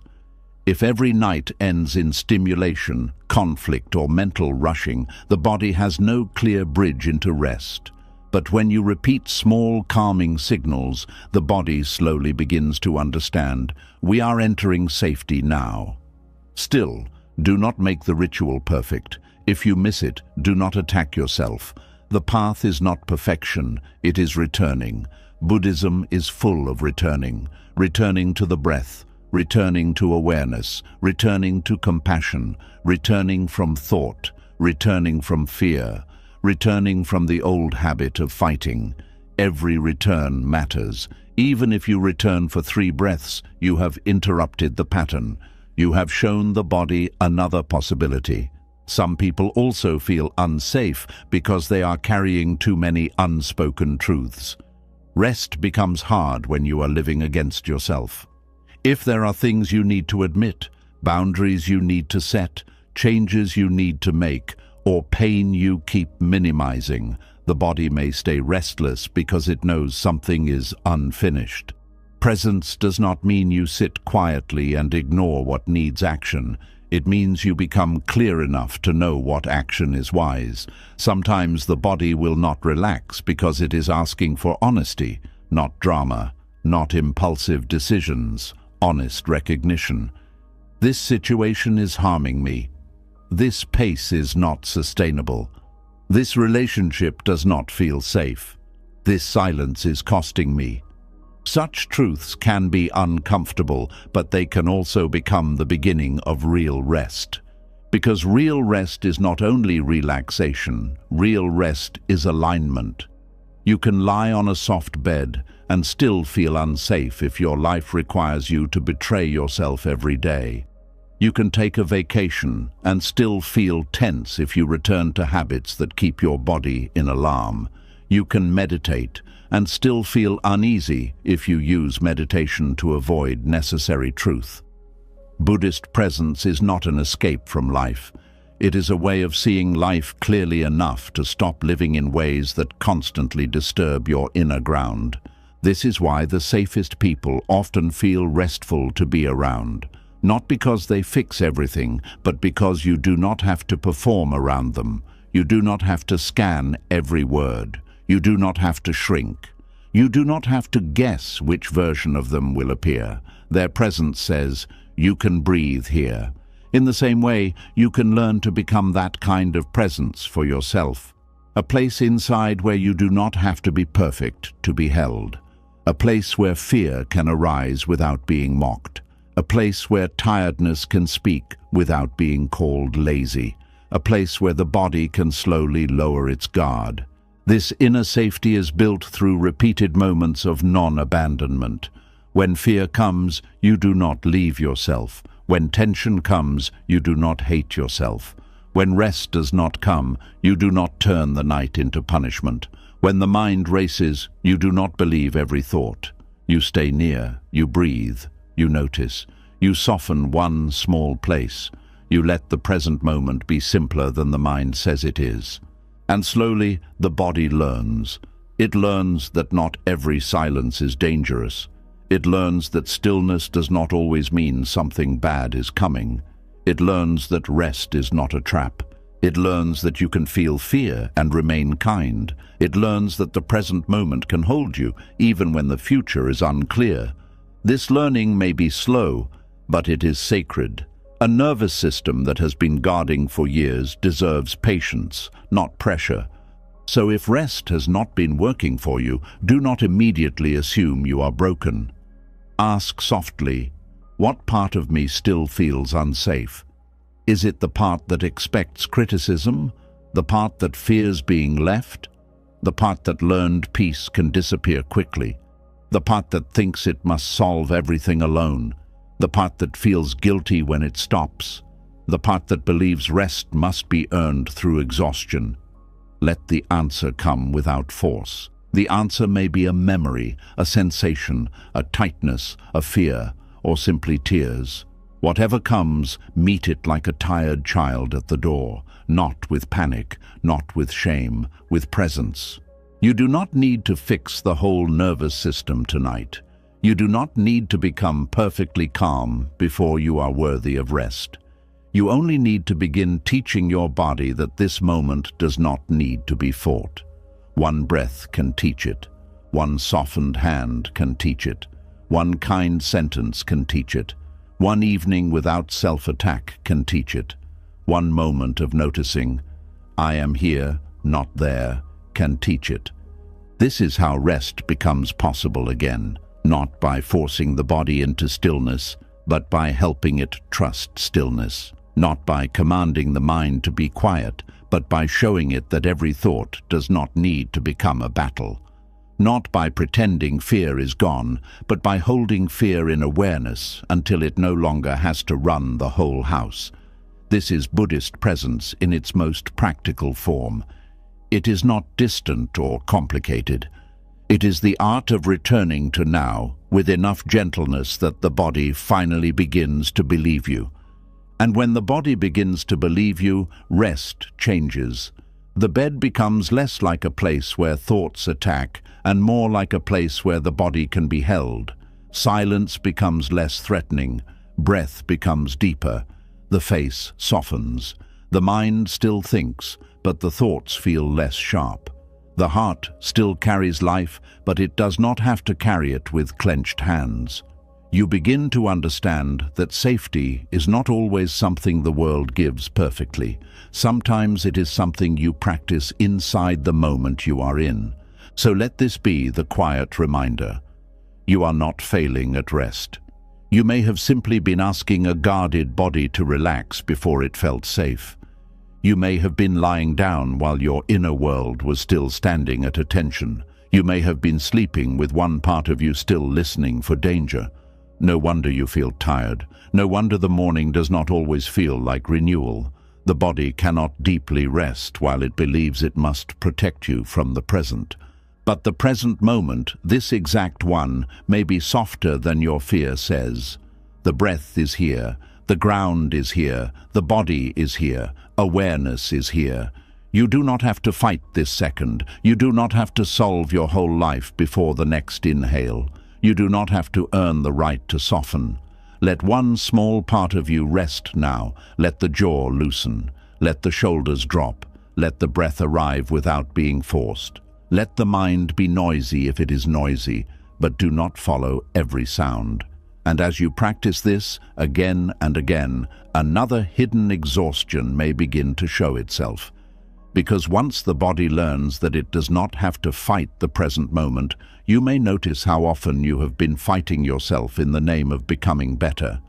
You may see that even healing, growth, success, and self-improvement can become another kind of pressure when they are driven by the belief that who you are right now is not enough.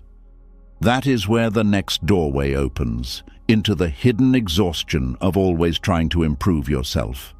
And once the body begins to understand that the present moment does not always need to be fought, another quiet pressure may come into view. It may not look like fear at first. It may look like discipline. It may look like ambition. It may look like healing. It may look like becoming better. But underneath it, there may be a tired voice saying, "I am not enough yet. I must keep working on myself before I can be at peace." And this is a very hidden kind of exhaustion because the world often praises it. People may admire how committed you are to growth, how much you read, how much you reflect, how hard you try, how often you push yourself to improve. But nobody sees that your self-improvement may have slowly become another way of rejecting the person you are right now. There is a kind of tiredness that comes from always trying to become a better version of yourself, especially when the version of you that exists today is never welcomed. You wake up and already feel behind. You think about the habits you should have built, the discipline you should have mastered, the pain you should have healed, the confidence you should have developed, the success you should have reached, the peace you should have found, the person you should have become by now. And before the day even begins, you are not living, you are measuring, you are comparing yourself to an invisible standard that keeps moving every time you get close to it. This kind of exhaustion is tricky because it wears beautiful clothes. It calls itself growth, it calls itself healing, it calls itself purpose, it calls itself self-development. And sometimes, yes, growth is needed. Healing is needed, discipline is needed, learning is needed, change is needed. But when all of these are driven by the belief that you are unacceptable as you are, they become heavy. They stop being acts of care and become acts of punishment. You are no longer watering a garden, you are beating the soil and demanding flowers. Buddhist wisdom sees this clearly. It teaches that suffering often grows from craving and aversion. Craving says, I must become something else before I can rest. Aversion says, I cannot stand what I am right now.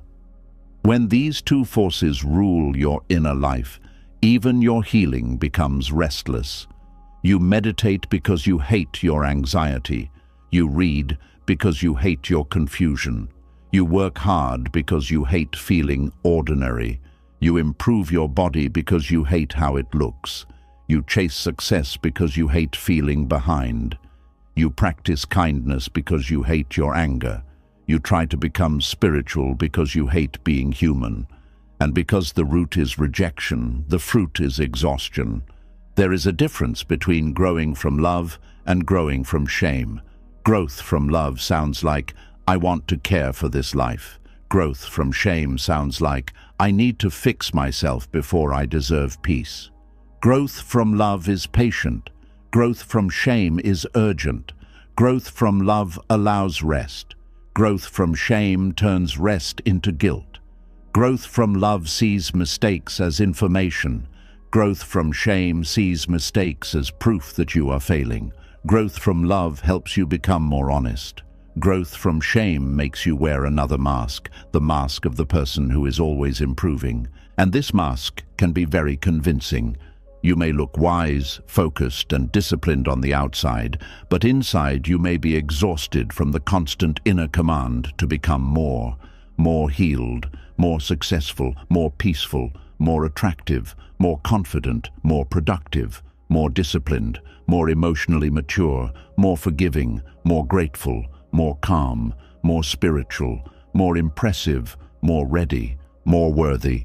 And the question nobody asks is, when will it be enough?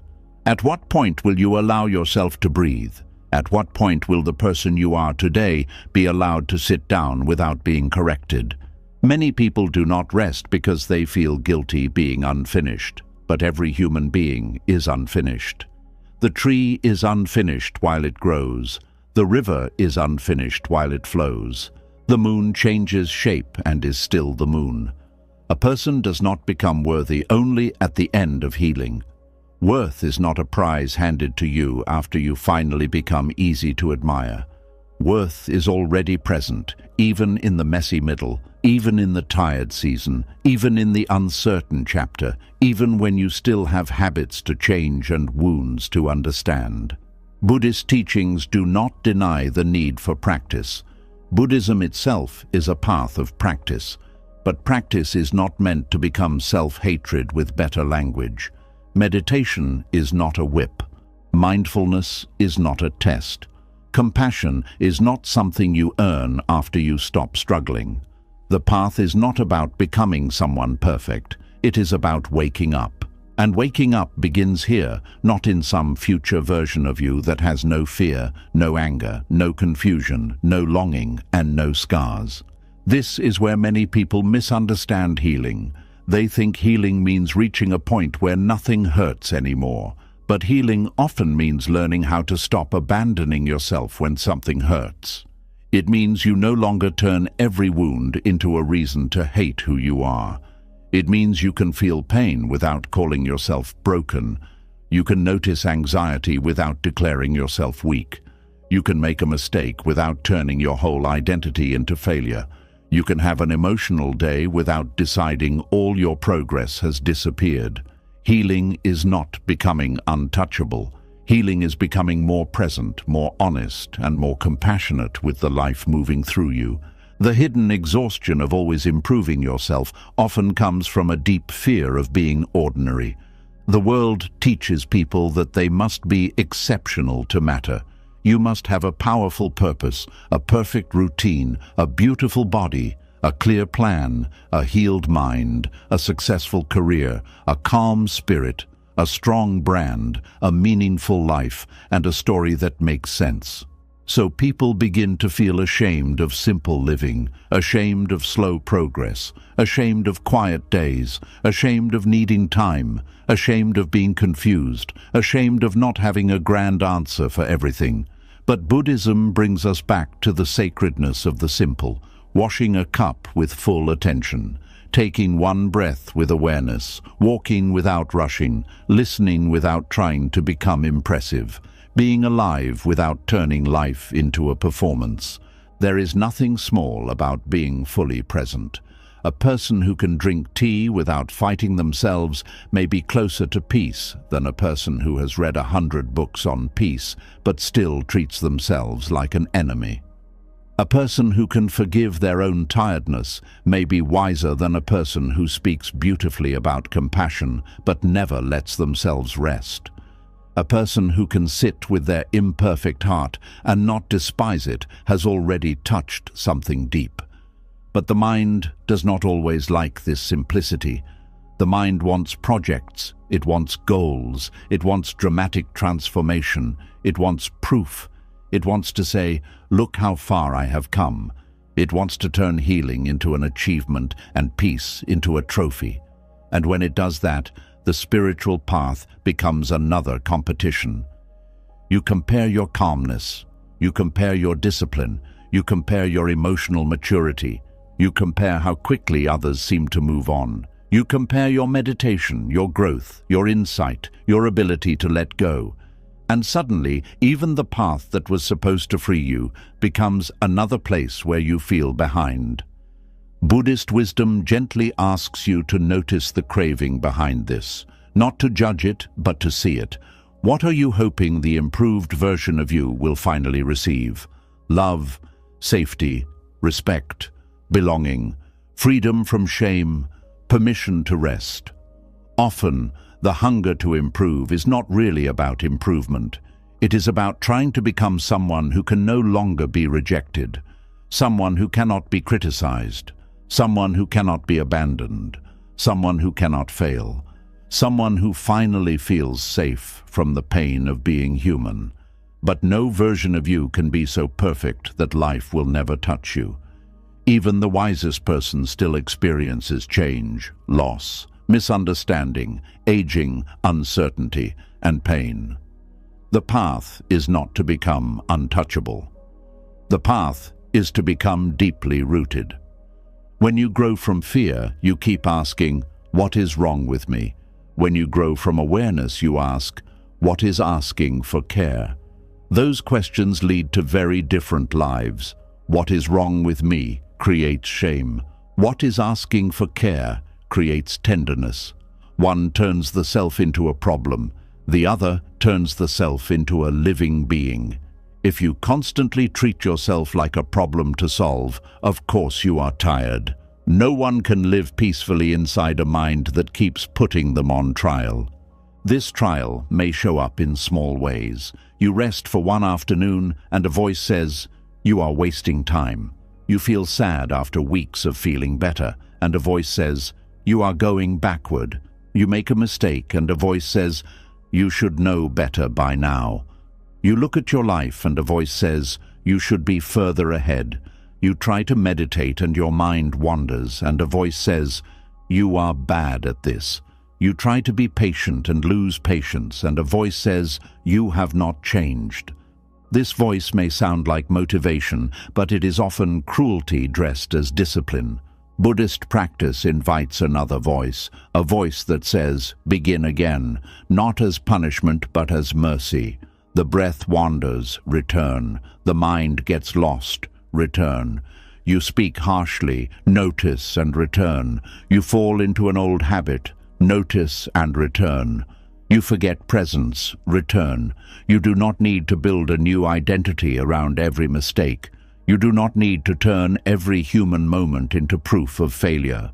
You are allowed to begin again without hating the one who got lost. This is one of the most beautiful things about mindfulness. It does not demand that you never drift. It simply teaches you to return. And each return is a small act of freedom.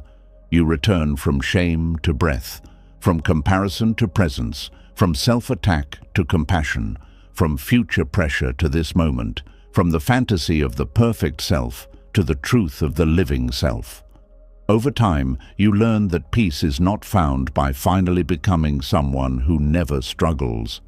Peace is found by changing how you meet yourself when struggle appears. The need to constantly improve can also hide a fear of stillness. When you are always working on yourself, you never have to fully meet yourself. There is always another book, another routine, another method, another goal, another plan, another version to chase. But stillness asks a bold question.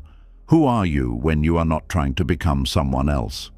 That question can feel uncomfortable, because without the project of improvement, you may have to feel the emptiness you are trying to outrun.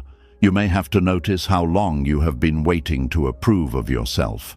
You may have to grieve the years spent believing that love was always one transformation away. And yet this question can also open a door. Who are you when you are not trying to be better for a moment?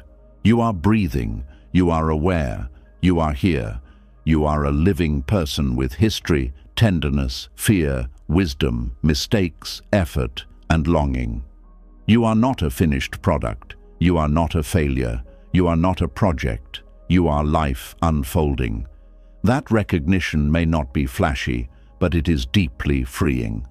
Buddhism often points toward non-attachment, but many people only think of attachment to people or possessions.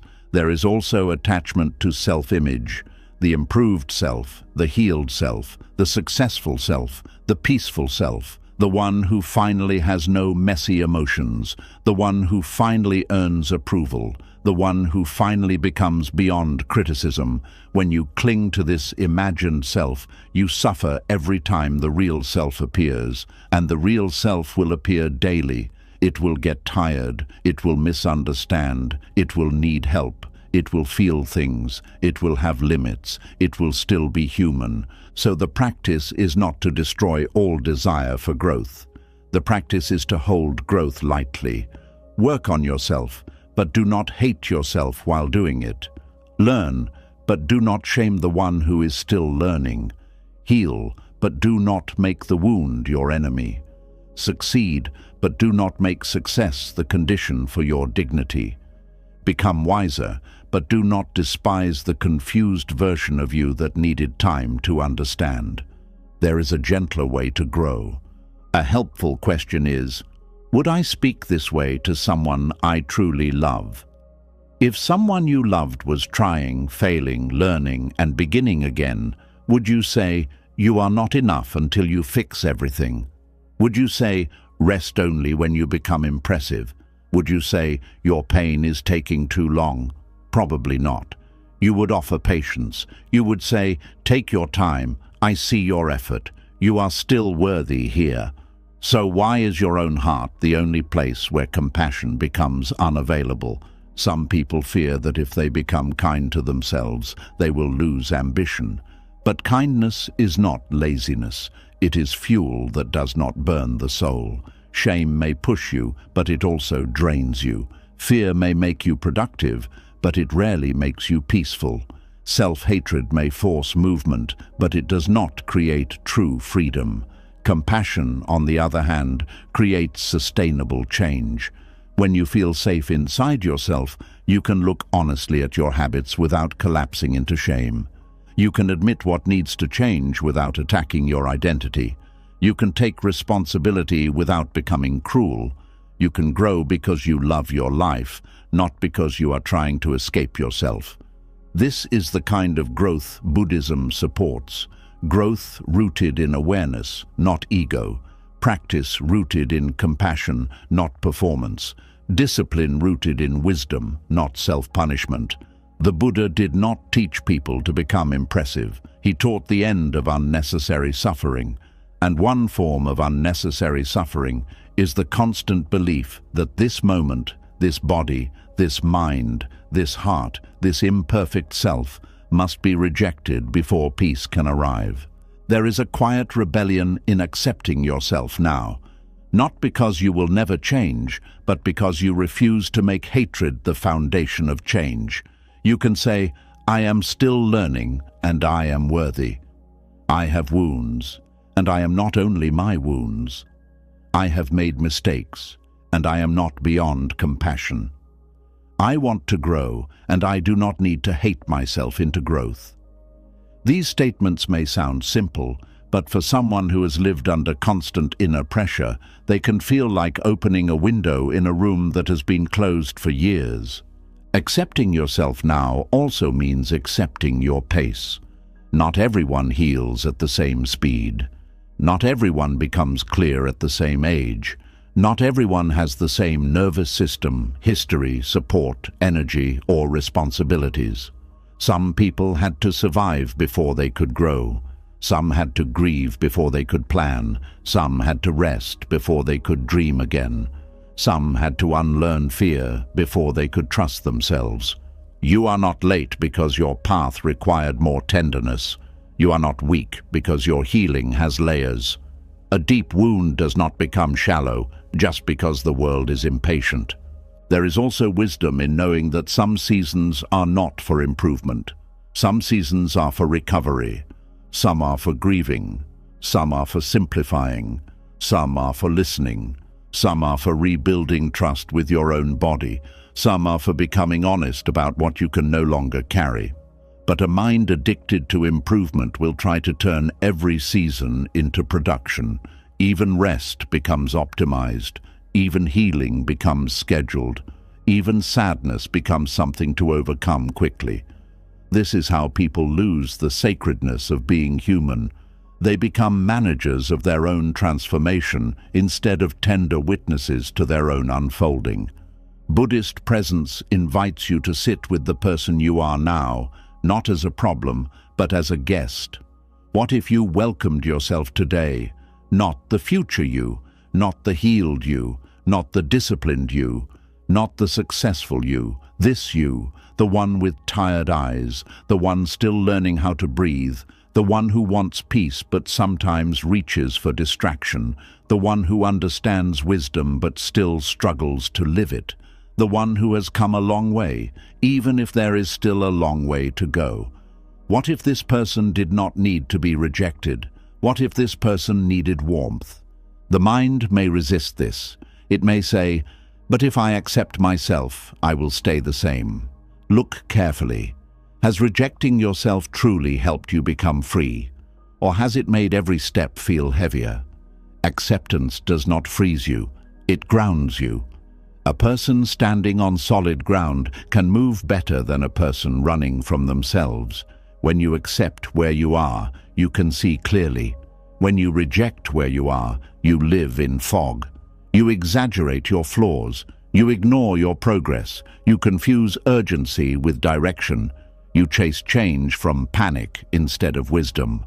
One small practice is to begin the day without immediately correcting yourself. Before you think of what must be fixed, take one breath and say, "I am here." Let that be enough for one moment, not for the whole day, just one moment. Before the goals, before the pressure, before the list, before the self-judgment, let yourself exist without improvement. This may feel strange if you are used to earning your right to rest, but over time, these moments teach the heart that existence is not something to prove. Another practice is to notice the word should. I should be better. I should be healed. I should be calmer. I should be more successful. I should be over this. I should be different. Each should carries pressure. When you notice it, pause and translate it into something kinder and more precise. Instead of "I should be healed," say, "There is a part of me that wants relief." Instead of "I should be more disciplined," say, "I want to build trust with myself through small actions." Instead of "I should be over this," say, "This still hurts, and I can meet it gently." This shift removes the whip and leaves the wisdom. You can also ask, is this improvement coming from love or fear? Before starting a new routine, chasing a new goal, or judging your progress, ask honestly. If it comes from fear, slow down.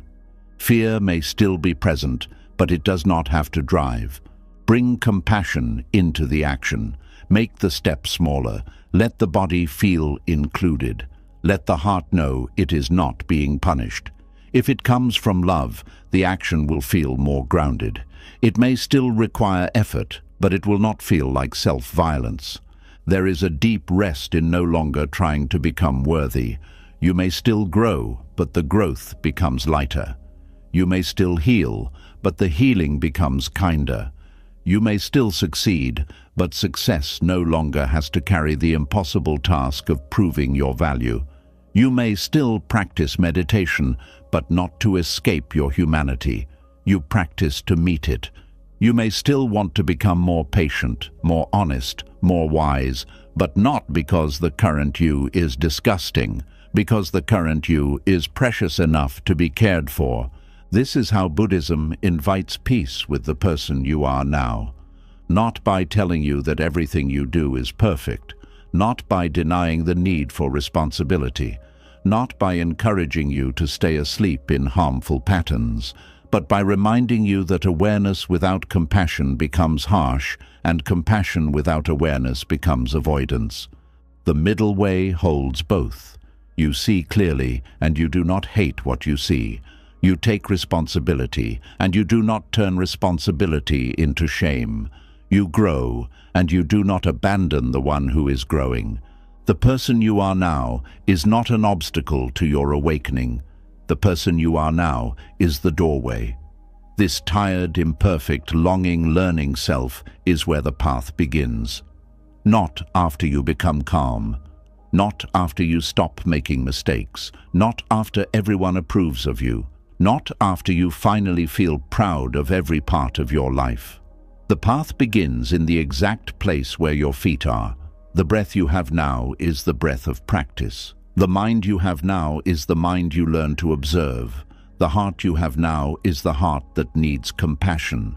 This moment is not a waiting room for a better life. It is the only place life can be touched. So if you are exhausted from always improving yourself, let this truth settle gently. You do not have to quit growth. You only have to stop using growth as a weapon against yourself. You do not have to stop healing. You only have to stop making healing another reason to feel behind. You do not have to stop dreaming. You only have to stop believing that your dreams are the only proof that your life has value. You do not have to stop becoming. You only have to remember that being is also sacred. Maybe tonight the kindest practice is not another lesson, another plan, another promise to change everything tomorrow. Maybe the kindest practice is to sit with yourself and say, I know you are trying. I know you are tired. I know you want to become better, but you are allowed to be here too. Let the current version of you be included in your compassion. Let the unfinished parts breathe. Let the pressure soften. Let the future wait for a moment while you return to the person who has been carrying everything until now. Because the strange truth is, when you stop rejecting yourself, real change often becomes easier. The body has more energy. The mind becomes clearer. The heart becomes less defensive. You no longer need to waste strength fighting your own existence. You can take steps from steadiness instead of panic. You can grow without running. You can heal without disappearing. You can succeed without turning yourself into a machine. You can become wiser without pretending you were foolish for needing time. And as this pressure begins to loosen, another hidden tiredness may appear. Because if you have spent years trying to improve yourself, you may also notice how often you have abandoned yourself to meet expectations, to keep peace, to avoid guilt, or to remain easy for others. You may see that exhaustion does not only come from the goals you chase, but from the moments you leave your own truth behind. That is where the next doorway opens, into the tiredness that comes when you keep saying yes, while something inside you is quietly saying no. And once you stop using growth as a weapon against yourself, a deeper question begins to appear. If you are already worthy as you are, why do you keep leaving yourself behind to be accepted by others? Why do you keep saying yes when your body is asking for no? Why do you keep swallowing hurt to keep the room peaceful?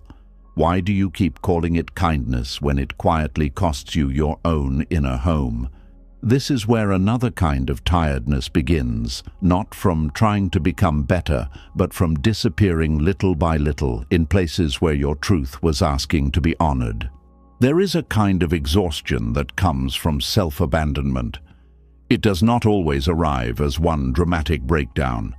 It comes slowly. It comes each time you betray your own need to protect someone else's comfort. It comes each time you feel hurt but say nothing because you do not want to be difficult. It comes each time you agree when your whole body is quietly resisting. It comes each time you pretend something is fine because explaining your pain feels too tiring. It comes each time you make yourself smaller so another person does not have to face your truth. And after a while, you do not only feel tired, you feel far away from yourself. This is one of the most painful forms of tiredness because from the outside, it may look like goodness. People may call you patient. They may call you easygoing. They may say you are understanding, peaceful, mature, loyal, dependable, and kind. But deep inside you may know the truth. You are not always peaceful. Sometimes you are silent because you are afraid of what honesty might cost. You are not always patient. Sometimes you are waiting for someone to notice they have been taking too much from you. You are not always easygoing. Sometimes you have simply learned that your needs create tension, so you hide them before anyone can reject them. And that hiding has a price. A person can only ignore themselves for so long before the soul begins to feel empty. At first, you may feel proud of how much you can tolerate. You may tell yourself, "It is okay. I can handle it. It is not that serious. I do not want trouble." But every time you dismiss what is real inside you, a little trust breaks between you and yourself. Your inner world begins to learn. When I speak, I will be ignored. When I feel pain, I will be silenced. When I need something, I will be told to wait. And the saddest part is that the person doing this to you may not always be someone else. Sometimes it is you. Buddhist wisdom teaches compassion, but many people misunderstand compassion as self-erasure. They think being compassionate means never disappointing others, never setting boundaries, never expressing anger, never saying no, never protecting their peace.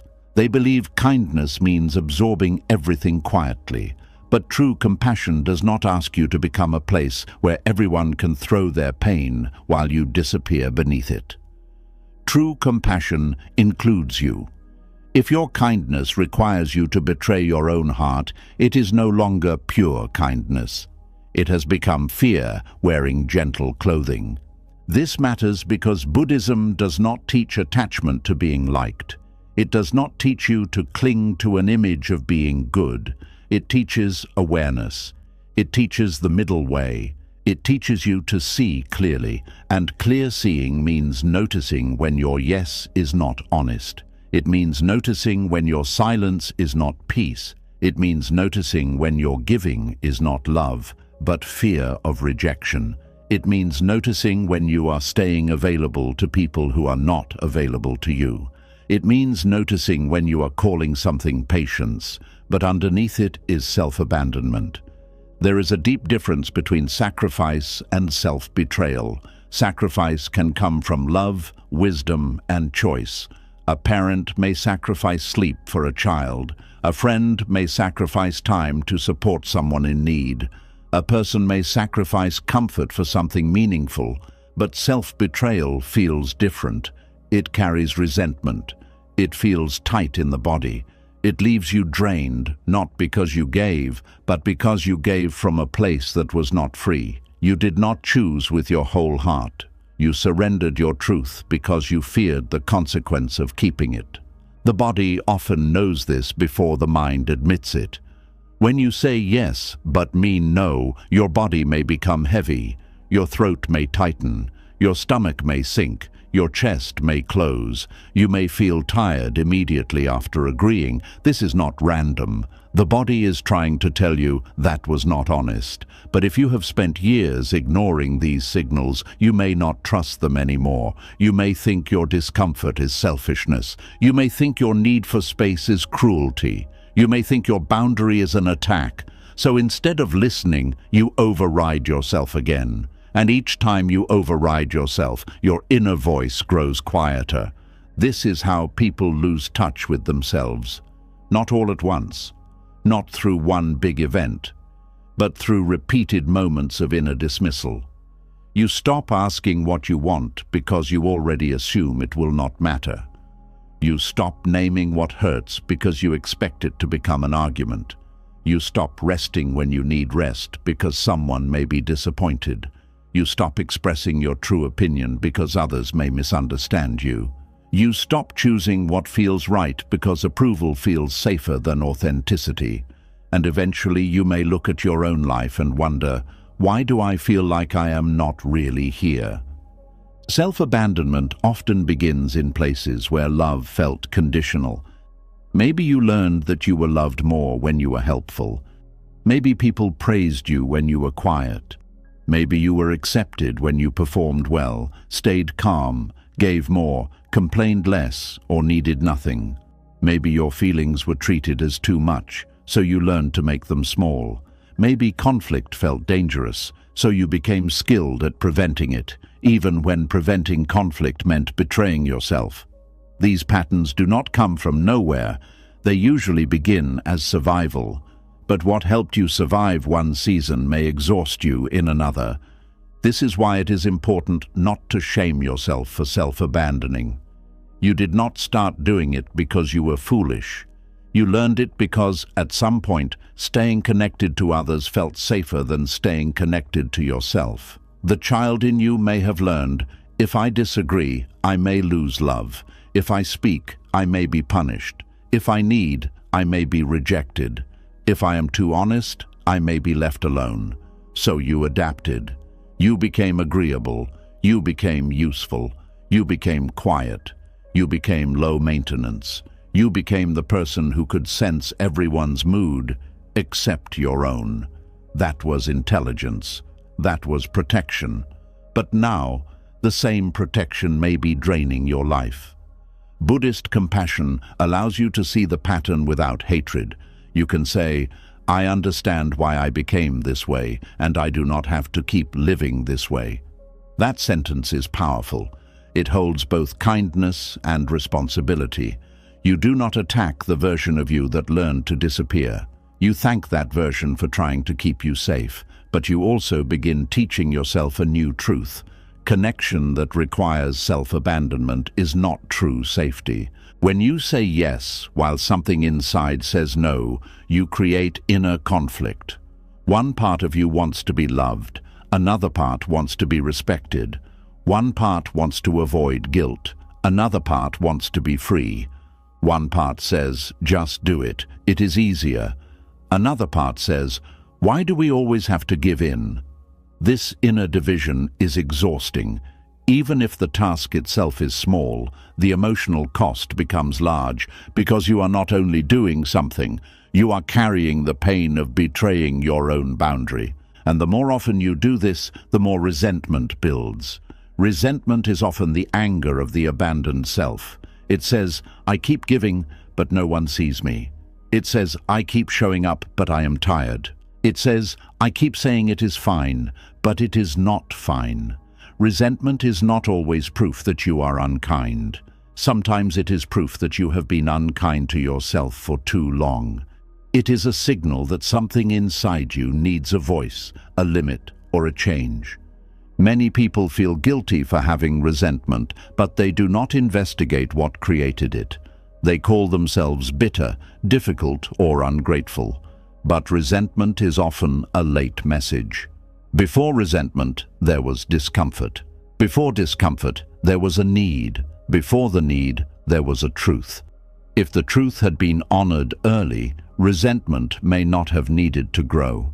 This is why listening to yourself in small moments is so important. Boundaries spoken early can prevent bitterness later. The word boundary can sound harsh to some people, but a boundary is not a wall built from hatred. A healthy boundary is a line drawn from awareness. It says, this is what I can offer without abandoning myself. It says, this is what I cannot carry. It says, this is where my peace needs protection. It says, this is where my yes ends and my no begins.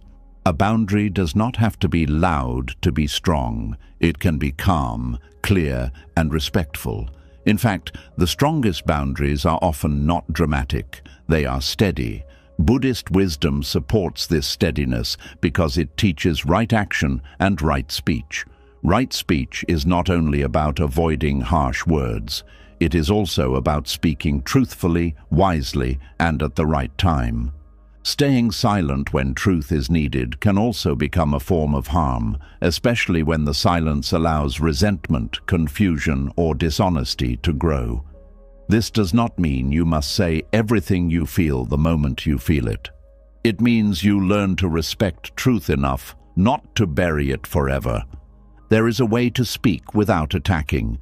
You can say, I am not available for that. You can say, that hurt me. You can say, I need time to think. You can say, I cannot take that on right now. You can say, I care about you, but I also need to care for myself. You can say, I do not want to discuss this in that tone. You can say, "My answer is no." These sentences may feel simple, but for someone who has survived by pleasing others, they can feel like standing at the edge of a cliff. The body may shake, the heart may race, guilt may rise. But guilt does not always mean you have done something wrong. Sometimes guilt is just the old training leaving the body. This is important to understand. When you begin choosing yourself, the first feeling may not be freedom. It may be guilt. You may feel selfish. You may feel mean. You may feel afraid. You may want to explain too much, apologize too much, soften your no until it becomes a maybe, or take back your truth because someone looks disappointed. This does not mean the boundary is wrong. It means your nervous system is adjusting to a new way of being. The old pattern says, "Their comfort comes first." The new wisdom says, "Their comfort matters, but my truth matters too." Self-abandonment also happens when you ignore your needs until they become emergencies. You may know you need rest, but you keep going. You may know you need quiet, but you stay available. You may know you need support, but you tell yourself not to burden anyone. You may know a situation is draining you, but you keep calling it manageable. Then one day you break down and wonder why it happened so suddenly. But it was not sudden. The body had been whispering for a long time. The breakdown was the shout that came after the whispers were ignored. Buddhist presence teaches you to hear the whispers. It asks you to notice hunger before collapse, tension before anger, sadness before numbness, discomfort before resentment, fatigue before burnout. The more present you become, the less violently life has to get your attention. You begin to ask, what do I need right now? Not as a selfish demand, but as a mindful inquiry. Maybe you need rest. Maybe you need space. Maybe you need truth. Maybe you need nourishment. Maybe you need to stop explaining. Maybe you need to leave a conversation. Maybe you need to ask for help. Maybe you need to admit that you cannot keep living at the same pace. For people used to abandoning themselves, even asking, "What do I need?" can feel unfamiliar. They may know what everyone else needs. They may sense moods, solve problems, offer comfort, adjust their tone, predict reactions, and carry emotional weight. But when it comes to their own needs, there is silence. This silence is not proof that you have no needs. It is proof that you have spent too long practicing disconnection from yourself. The good news is that connection can be practiced again. Start with small honesty, not life-changing declarations, small truth. I am tired. I do not want to go. I need time. I feel hurt. I am not ready to answer. I want something different. I need quiet. I cannot do this today. These small truths are like breadcrumbs back to yourself. Every honest sentence tells your inner world, "I am listening now." And the more you listen, the more your inner voice returns. There is also a form of self-abandonment that hides behind being understanding. You may understand why someone acts the way they do. You may understand their pain, their childhood, their stress, their fear, their limitations. But understanding someone does not mean you must let their behavior keep harming you. Compassion without wisdom becomes self-neglect. You can understand the fire and still not stand inside it. You can understand the wound and still not let it wound you. You can wish someone healing and still step back from their chaos. This is not cruelty, it is clarity. Buddhist compassion is not blind softness. It is not letting every person cross every line because they are suffering. True compassion sees the whole picture. It sees their pain and it sees your pain too. It sees their humanity and it does not forget yours. It acts with kindness but also with discernment. Without discernment, compassion can become a doorway to exhaustion. With discernment, compassion becomes wise love. Another reason self-abandonment is so tiring is that it creates an inner sense of loneliness.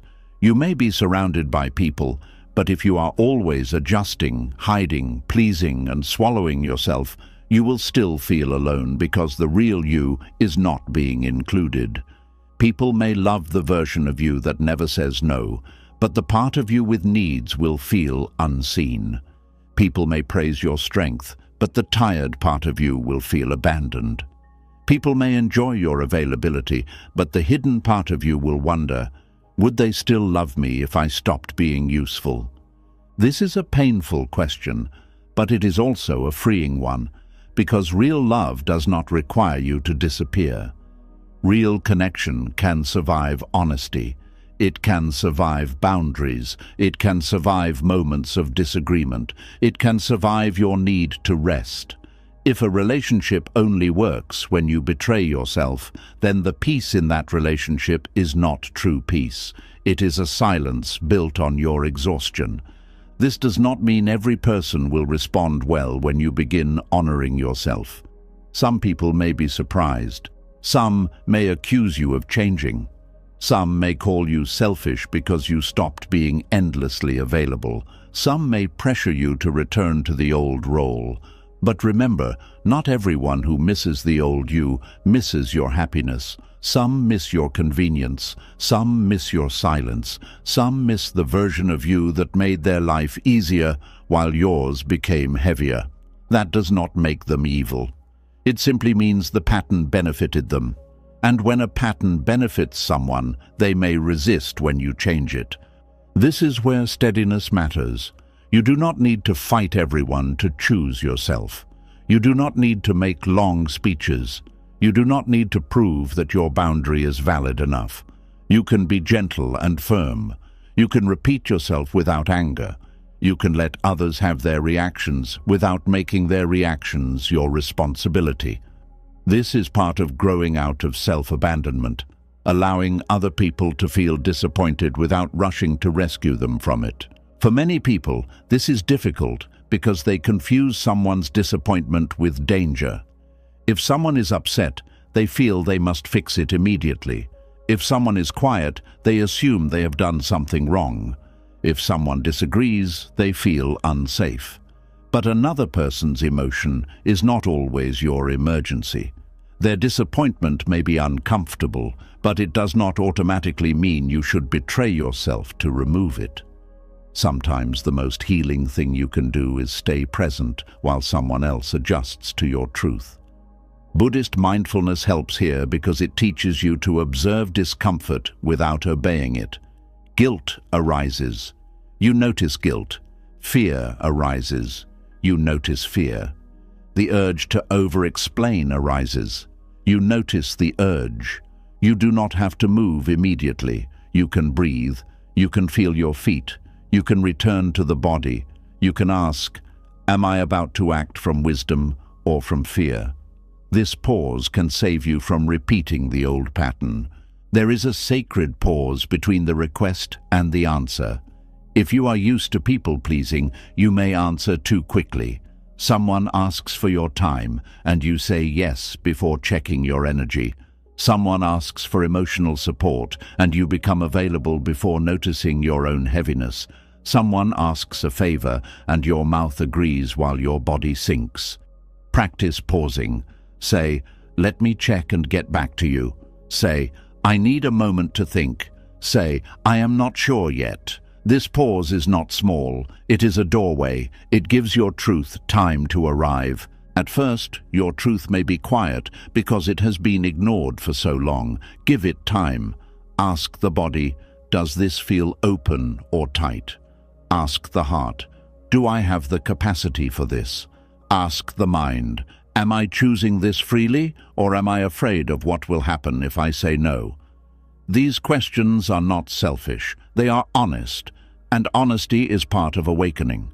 Self-abandonment can also happen through staying silent when you are hurt. You may think silence protects the relationship, but sometimes silence protects the illusion of peace while the relationship quietly weakens. Unspoken hurt does not disappear. It changes shape. It becomes distance. It becomes coldness. It becomes passive anger. It becomes tired politeness. It becomes a loss of trust. If someone matters to you, truthful communication may be an act of care. Not every hurt needs a confrontation, but some hurts need acknowledgement. Your heart needs to know that you will not keep hiding its pain just to keep others comfortable. There is a mindful way to express hurt. First, you meet it inside yourself. You do not speak from the first flame if it will burn everything. You breathe. You understand what hurt. You ask what you need. Then you speak as clearly as you can, not to punish, not to win, not to force someone to feel guilty, but to honor reality. When that happened, I felt hurt. I need more respect in how we speak to each other. I do not want to keep pretending this did not affect me.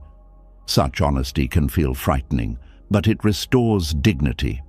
Even if the other person does not respond perfectly, you have not abandoned yourself. And sometimes honoring yourself means accepting that some people cannot meet you in the truth. They may dismiss, defend, mock, twist, or avoid. That is painful, but it is still information. When you stop abandoning yourself, you begin to see relationships more clearly, not through fantasy, not through fear, through reality. You learn who can hold your truth and who only wants your silence. You learn where love has room to grow and where you have been surviving on hope. Clarity may hurt, but confusion is more exhausting. Ignoring your needs can also drain your sense of joy. Needs are not only about survival. You may need beauty, creativity, play, quiet, friendship, movement, solitude, laughter, prayer, nature, learning, or meaningful work. When you abandon these needs for too long, life becomes mechanical. You do what must be done, but you no longer feel nourished. You may call yourself responsible, but responsibility without nourishment becomes emptiness. Even a lamp needs oil. Even a heart that loves others needs to be fed. Buddhist wisdom does not reject ordinary nourishment. It invites you to be present with life. To drink tea and know you are drinking tea. To walk and know you are walking. To rest and know you are resting. To be with people and know whether your heart feels open or strained. To care for the body as part of the path. You cannot walk a path of awakening while treating your own being as disposable. Your life is not just something to be used for others, it is something to be inhabited. Coming back to yourself may feel uncomfortable at first because you are returning to a place you have neglected. There may be grief there. You may realize how long you have ignored your own voice. You may feel sadness for the years you spent pleasing people who still were not satisfied. You may feel anger over the times you made yourself small. Let that come with compassion. Do not turn the realization into self-blame. The purpose is not to punish yourself for leaving. The purpose is to return. Returning to yourself happens through repeated acts of loyalty to your inner life. You keep one promise to yourself. You rest when you said you would rest. You speak one honest sentence. You stop apologizing for a boundary that does not need an apology. You let your needs matter in a decision. You choose silence because it is peaceful, not because you are afraid. You choose giving because it is genuine, not because guilt is controlling you. Each small act rebuilds self-trust. Self-trust is not built by thinking about yourself more. It is built by not betraying yourself when it matters. When your inner voice says, "This is too much," and you listen, trust grows. When your body says, "I need rest," and you honor it, trust grows. When your heart says, "That hurt," and you do not dismiss it, trust grows. When your wisdom says, "Step back," and you obey, trust grows. Over time, you begin to feel less empty because you are no longer leaving yourself alone inside your own life. This does not mean you will always get it right. You may still say yes too quickly. You may still go silent when you wanted to speak. You may still ignore a need until it becomes loud. That is okay. The practice is not perfection. The practice is returning sooner. Maybe before you abandoned yourself for months. Now you notice after a week. Later, after a day. Eventually, in the moment. This is progress. Not loud progress, but real progress. There is a deep peace that comes when your yes becomes honest. A yes that comes from freedom feels different. It does not leave bitterness behind. It does not make the body shrink. It does not secretly hope for recognition. It gives because it chooses to give. And there is also peace when your no becomes honest. A no that protects your life does not need to be cruel. It can be simple. It can be quiet. It can be complete. When yes and no both become truthful, your energy stops leaking through false agreements. Buddhist wisdom invites you to live with this kind of inner alignment, not selfish isolation, not cold detachment, but a gentle refusal to abandon awareness. You remain connected to others without disconnecting from yourself. You love without disappearing. You help without becoming empty. You listen without swallowing your own pain. You forgive without pretending nothing happened. You stay kind without handing your whole life over to the needs of others.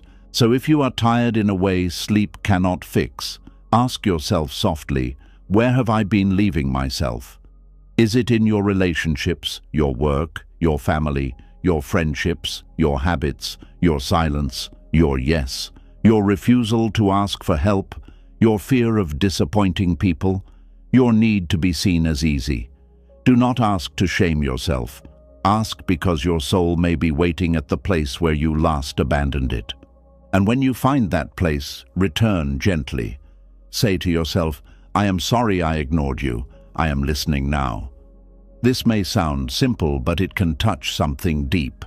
The part of you that has been silenced does not need grand promises. It needs consistent presence. It needs to see that this time, when it speaks, you will not immediately push it away. This time, when it is tired, you will not call it lazy. This time, when it says no, you will not force it into yes for the sake of approval. The emptiness caused by self-abandonment is healed through self-return. Not through one dramatic decision, but through many quiet choices. Choosing rest without guilt. Choosing truth over performance. Choosing a boundary over resentment. Choosing honesty over peacekeeping. Choosing your own breath before rushing to manage another person's mood.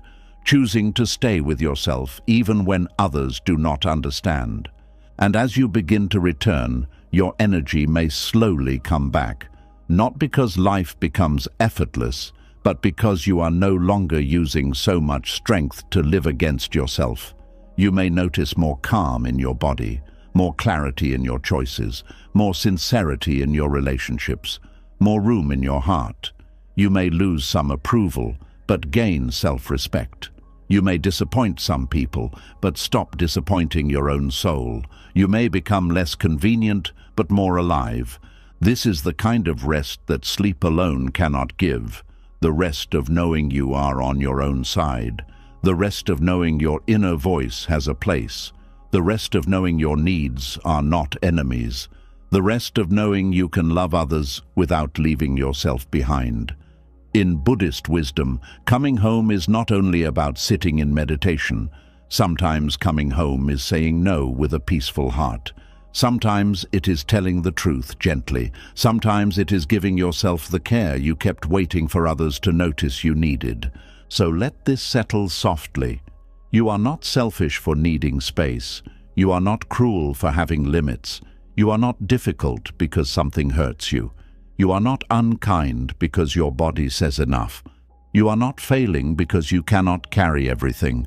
You are a living being, not an endless container for other people's needs. And the path of compassion must include the one who is walking it. When you stop abandoning yourself, life may not become instantly easy, but it becomes more honest. And honesty has a peace of its own. You can breathe differently when you are not hiding from your own truth. You can rest differently when your no is allowed to exist. You can love differently when love is not built on your disappearance. You can walk differently when you are no longer leaving pieces of yourself behind in every room. And once you begin to stop abandoning yourself, you may notice another place where your energy has been leaking. Because even when you honor your needs and return to your own truth, the mind may still keep running ahead, trying to prepare for every possibility before it arrives. It may pull you into tomorrow, next month, next year, and 100 things that have not happened yet. That is where the next doorway opens, into the weariness of living ahead of the present moment. And once you begin returning to yourself, once you begin hearing your own no, your own needs, and your own quiet truth, you may notice another place where your energy has been disappearing. It is not always in the people around you. It is not always in the work you do. It is not always in the pain you carry from the past. Sometimes your strength is being drained by a life you have not even lived yet.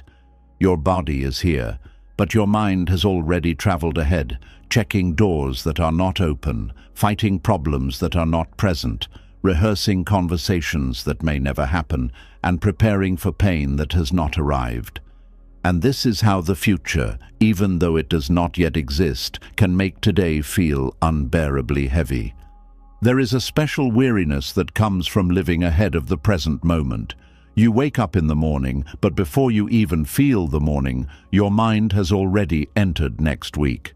It is thinking about what could go wrong, who might be disappointed, what needs to be fixed, what might be delayed, what you should prepare for, what you might lose, what people may think, what you should have done earlier, and what could happen if things do not go as planned.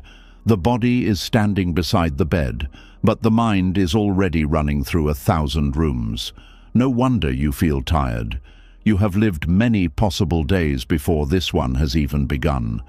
This kind of tiredness is hard to explain, because on the outside you may not look busy. You may be sitting still, eating quietly, walking slowly, or lying down in bed. But inside, you are working, you are calculating, you are predicting, you are rehearsing, you are trying to protect yourself from every future version of pain. And because the future never stops producing possibilities, the mind never feels finished. It keeps asking, what about this? What if that happens? What will you do then? Are you ready? Did you think of everything? And the more you answer, the more questions appear. The mind believes it is helping. That is what makes this pattern so difficult to release. Worry often feels like responsibility. Overthinking feels like preparation. Control feels like safety. Rehearsing feels like wisdom. You tell yourself, I'm just being careful, I'm just thinking ahead, I'm just trying to avoid mistakes. And sometimes planning is useful. A wise person does not ignore tomorrow completely. But there is a difference between preparing for life and mentally living in every possible disaster before it comes. One helps you act, the other steals your presence. Buddhist wisdom speaks directly to this because Buddhism understands the wandering mind.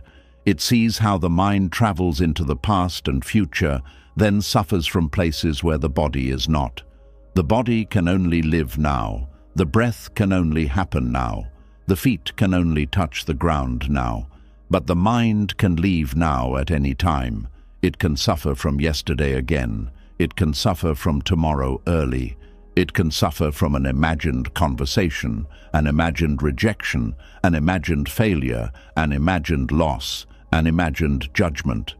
And although none of these may be happening in this moment, the body still reacts as if they are real. That is the quiet danger of living ahead of the present. The body does not always know the difference between a real event and a deeply believed thought. If your mind spends the whole day picturing difficulty, your body may tighten as if difficulty is already here. Your shoulders may rise, your breath may shorten, your stomach may hold tension, your sleep may become shallow, your mood may become heavy. You may feel as if life is too much. Not because this moment is too much, but because your mind has added 20 future moments on top of it. This is why mindfulness is not just a spiritual idea. It is a rescue of your energy. Mindfulness brings back the strength that has been scattered across imagined futures. It says, come back. This breath is happening now. This cup is in your hand now. This room is here now. This step is the one beneath your foot now. It does not deny that tomorrow exists. It simply refuses to let tomorrow consume the life you are living today. Mindfulness does not say, never plan. It says, do not confuse planning with living. Many people are physically in one place but emotionally living in another. They sit with loved ones, but the mind is planning tomorrow's work. They eat a meal, but the mind is solving a problem that cannot be solved tonight. They rest, but the mind is preparing for a conversation that may not happen. They walk outside, but the mind is already inside a future fear. Then later, they wonder why life feels thin, why joy feels distant, why moments do not satisfy them. It is because they were not fully there to receive them. Life cannot nourish the part of you that is absent. There is a sadness in missing your own life while trying to manage it. You may be trying so hard to make life safe, successful, and organized that you forget to actually live it. You may plan for peace, but never practice peace. You may chase security, but never feel the ground beneath you. You may prepare for future happiness, but ignore the small happiness available now. The mind says, later, when everything is handled, I will be present. But everything is never fully handled. There is always another concern, another plan, another unknown. If you wait until the future becomes perfectly secure before you allow yourself to arrive in the present, you may spend your whole life waiting outside your own life. Buddhist presence begins by showing you the difference between now and the story about what may come. Right now, you may have a task in front of you. The story says, if I fail at this, everything will fall apart. Right now, someone may not have replied. The story says, they are upset with me. Right now, money may feel uncertain. The story says, I will never be safe. Right now, you may feel behind. The story says, my life is ruined. Mindfulness does not insult you for having these stories. It simply asks, what is actually here? This question cuts through the fog. What is actually here? A breath, a body, a thought, a feeling, a sound, a room, a choice, a step. Maybe a real problem, yes, but usually one real problem is easier to meet than the 10 imagined problems surrounding it. The mind often makes life feel heavier by multiplying pain before it arrives. It takes one uncertainty and turns it into a whole future. It takes one delay and turns it into permanent failure. It takes one silence and turns it into rejection. It takes one mistake and turns it into doom. Mindfulness helps you return to scale. It brings the mountain back into the size of the stone in your hand. There is a Buddhist idea that suffering is intensified by craving and aversion. In future living, craving says, I need things to happen exactly this way. Aversion says, I cannot bear if things go wrong. Together they create constant tension. You are not only working towards something, you are afraid of every outcome that does not match your desire. You are not only hoping, you are gripping, and the tighter you grip the future, the more the present slips through your fingers. This does not mean desire is wrong. It is natural to want safety, love, stability, health, success, and happiness. The question is whether your desire has become a cage. When desire becomes a cage, you cannot enjoy today because today is only valuable if it guarantees tomorrow. You cannot enjoy effort because effort is only valuable if it produces the exact result you want. You cannot enjoy relationships because you are always checking where they are going. You cannot enjoy rest because rest feels like a threat to progress.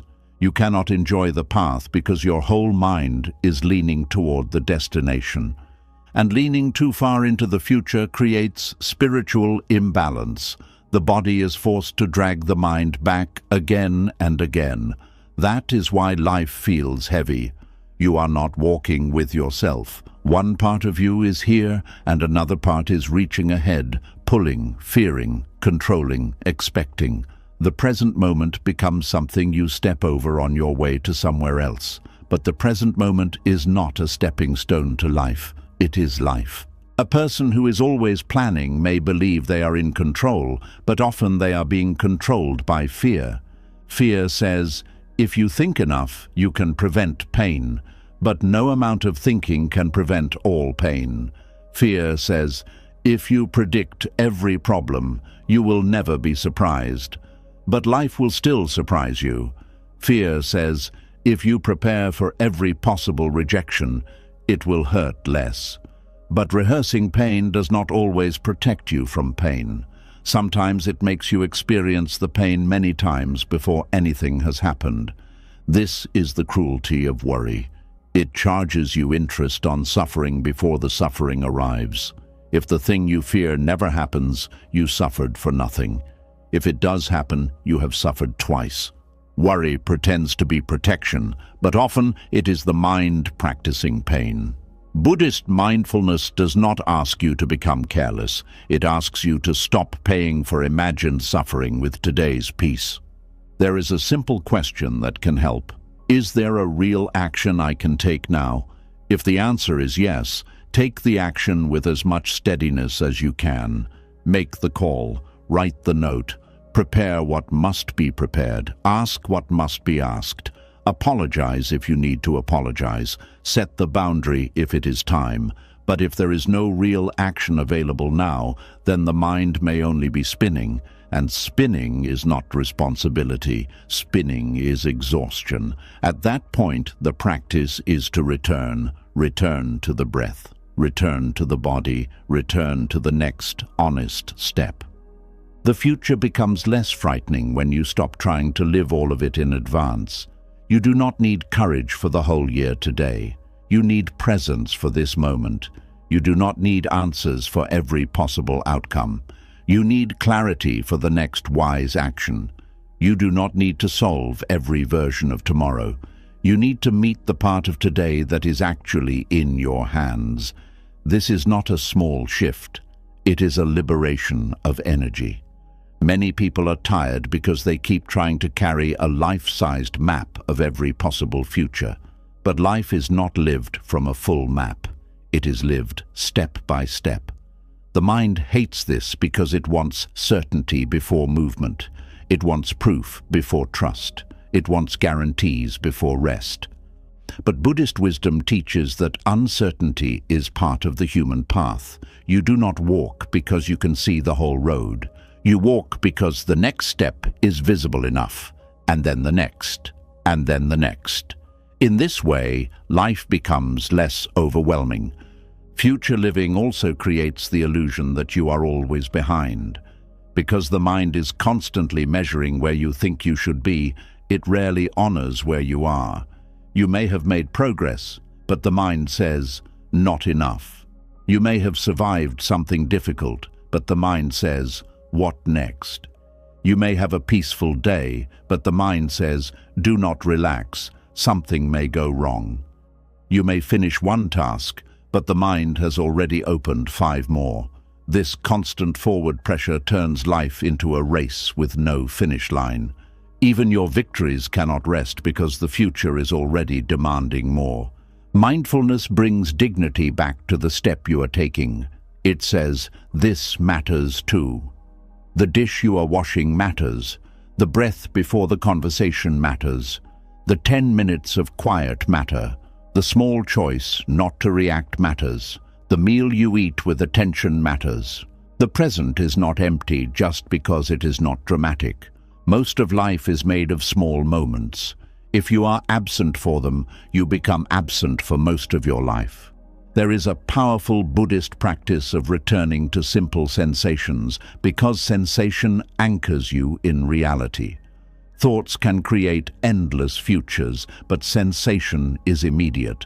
Feel your feet. Feel your hands. Feel the breath at the nose. Feel the contact between the body and the chair. Feel the warmth of the cup. Feel the movement of walking.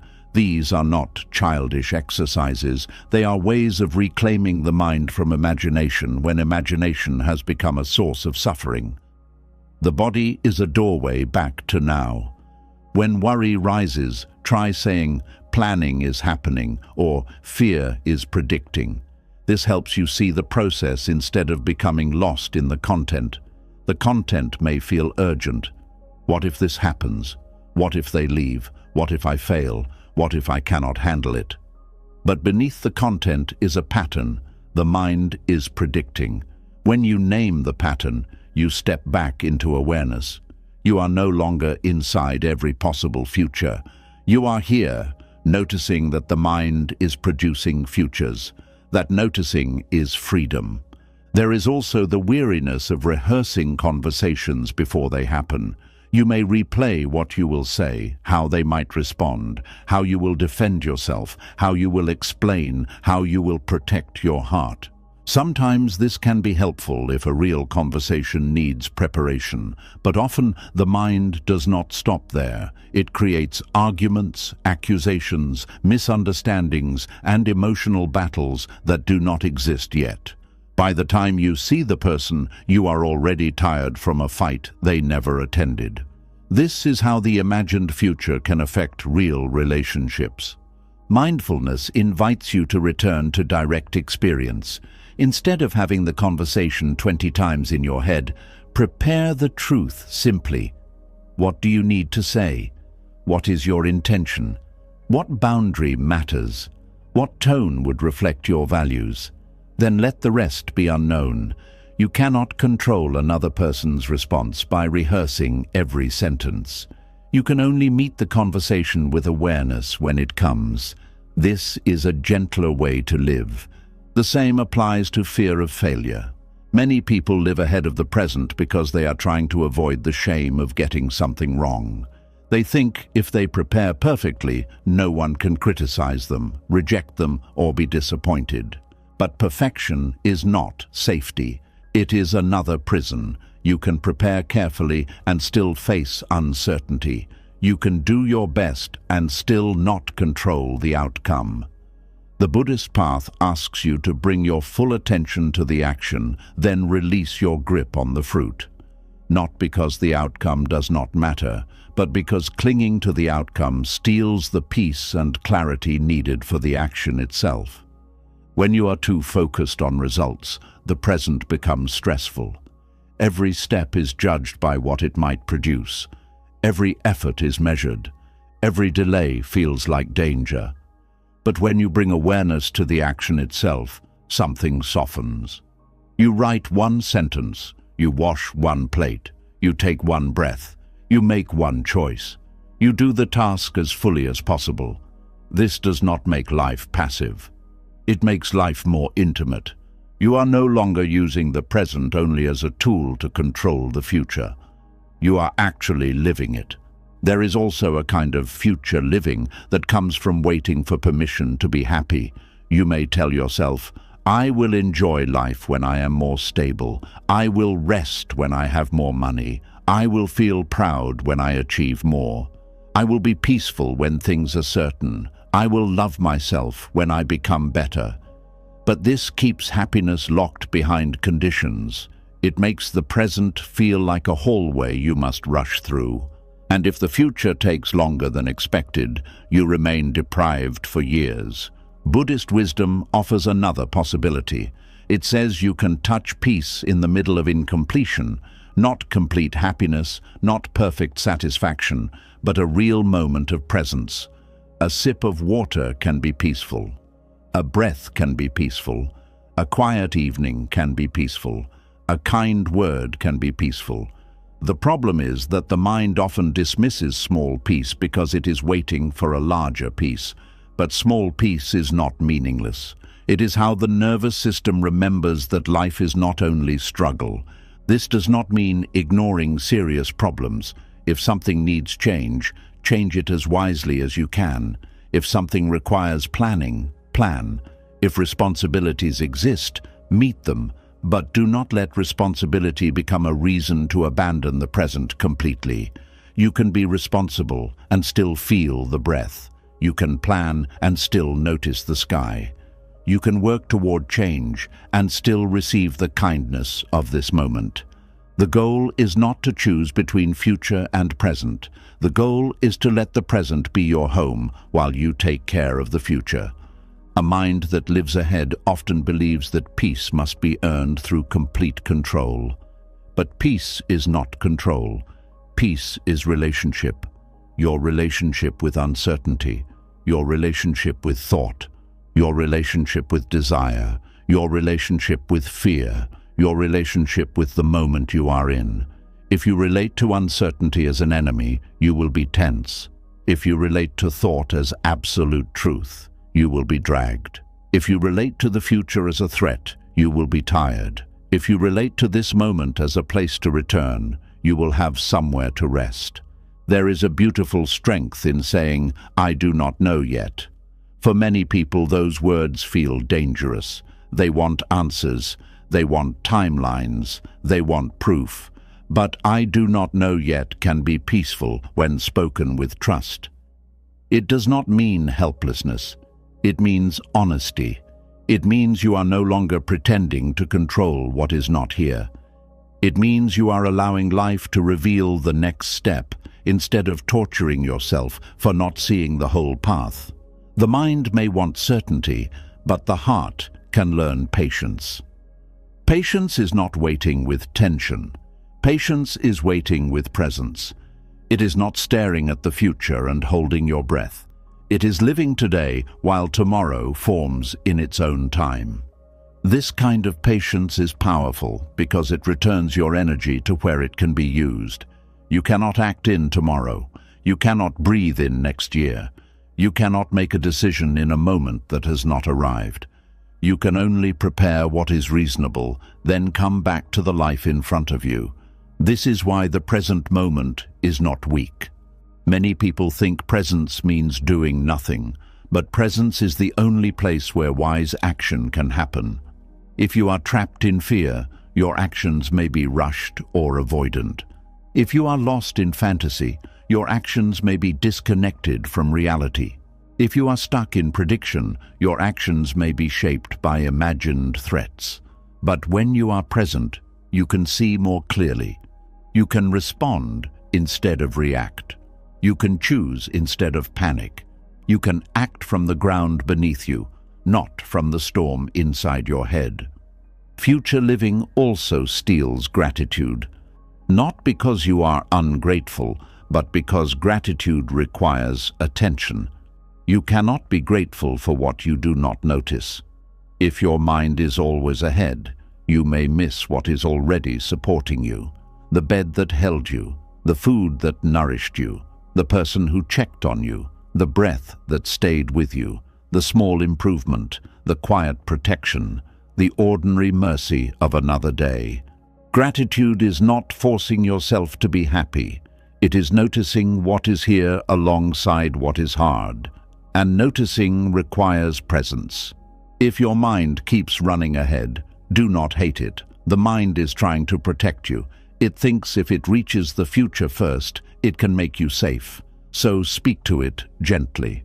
Thank you for trying to help, but we are here right now. This tone matters. If you fight the mind, you create another battle. If you shame the mind, it becomes more restless. But if you acknowledge its effort and guide it back, it begins to trust presence. Like a child who keeps running toward the road, the mind needs a firm but gentle hand. You can create small bells of mindfulness in your day. When you touch a door handle, return. When you drink water, return. When you hear your phone, take one breath before answering. When worry begins, feel your feet. When planning becomes spinning, write one real next step and pause. When you walk, know you are walking. When you eat, know you are eating. When you speak, hear your own voice. These are ordinary acts, but they become sacred when they bring the mind home. Over time, you begin to see that the future is not the enemy. Your relationship with the future is what needs healing. A healthy relationship with the future includes preparation, hope, responsibility, and openness. An unhealthy relationship includes obsession, control, fear, and constant absence from now. You can care about tomorrow without moving into it emotionally. You can make plans without letting plans become your prison. You can have dreams without using them to escape the present. You can respect uncertainty without worshipping fear. This shift brings back energy, because when the mind is not living 5 steps ahead, the body can stop running. The heart can notice what is here. The senses can open. The day becomes smaller in a good way, not less meaningful, but less overloaded. You are not carrying the whole future at breakfast. You are eating breakfast. You are not carrying next month in the shower. You are feeling water. You are not carrying every possible outcome while talking to someone you love. You are listening. This is how life becomes livable again, not because all problems vanish, but because you stop adding imaginary weight to every moment. If you are tired in a way sleep cannot fix, ask yourself, where has my mind been living? Has it been living in the next problem, the next achievement, the next fear, the next possible loss, the next version of you, the next conversation, the next disappointment? And then ask, what is actually asking for my attention now? Maybe it is your breath. Maybe it is one task. Maybe it is rest. Maybe it is a person in front of you. Maybe it is a feeling in the body. Maybe it is a simple choice. The present usually asks for less than the future demands. This is not about shrinking your life. It is about returning your life to its true size. The mind can make a single day feel like a whole lifetime of worries. Presence brings the day back into one moment at a time. This moment may still be hard, but it is meetable. This breath may still be shaky, but it is real. This step may still be uncertain, but it is possible. You do not need to carry the entire road to take the step beneath you. And as you practice returning, you may notice small changes. You may catch worry earlier. You may pause before spiraling. You may plan more clearly and stop sooner. You may sleep with less mental noise. You may enjoy small things without needing them to solve your whole life. You may feel more grounded during uncertainty. These changes may not look dramatic, but they are signs that your energy is coming back from the imagined future. The present moment is not always comfortable. Sometimes it contains pain, responsibility, grief, or unanswered questions. But even then, it is more honest than the imagined future. The present can be touched. The present can be breathed through. The present can be responded to. The imagined future can only be feared, controlled, or chased. That is why living too far ahead is so exhausting. You are trying to live where your body cannot go. So let the mind come home, not forever, not perfectly, but now. Let tomorrow remain tomorrow for a breath. Let next month stay where it is. Let the conversation that has not happened wait until it happens. Let the problem that is not here remain outside the room. Let this moment be enough to meet. Feel the body, feel the breath, feel the life that is actually here. You may discover that the present is not as heavy as the mind made it seem. And if you have listened this far, maybe something in you already understands the truth. You were not tired because you were weak. You were tired because you were carrying too many versions of yourself, too many unfinished emotions, too many silent battles, too many expectations, too many people's pain, too many imagined futures, too many old disappointments, and too many moments where you had to prove that your hurt was real before you allowed yourself to rest. Buddhist wisdom does not tell you to run from your life. It teaches you to come back to it with softer eyes, to stop fighting what already is, to stop pretending you are fine when your heart is asking for honesty, to stop chasing peace as if it is a prize somewhere far away. To stop holding on to people, roles, identities and seasons that were never meant to stay forever. To stop explaining yourself to those who cannot see you, and to stop abandoning yourself just to keep the world comfortable. The rest you are looking for may not begin with more sleep.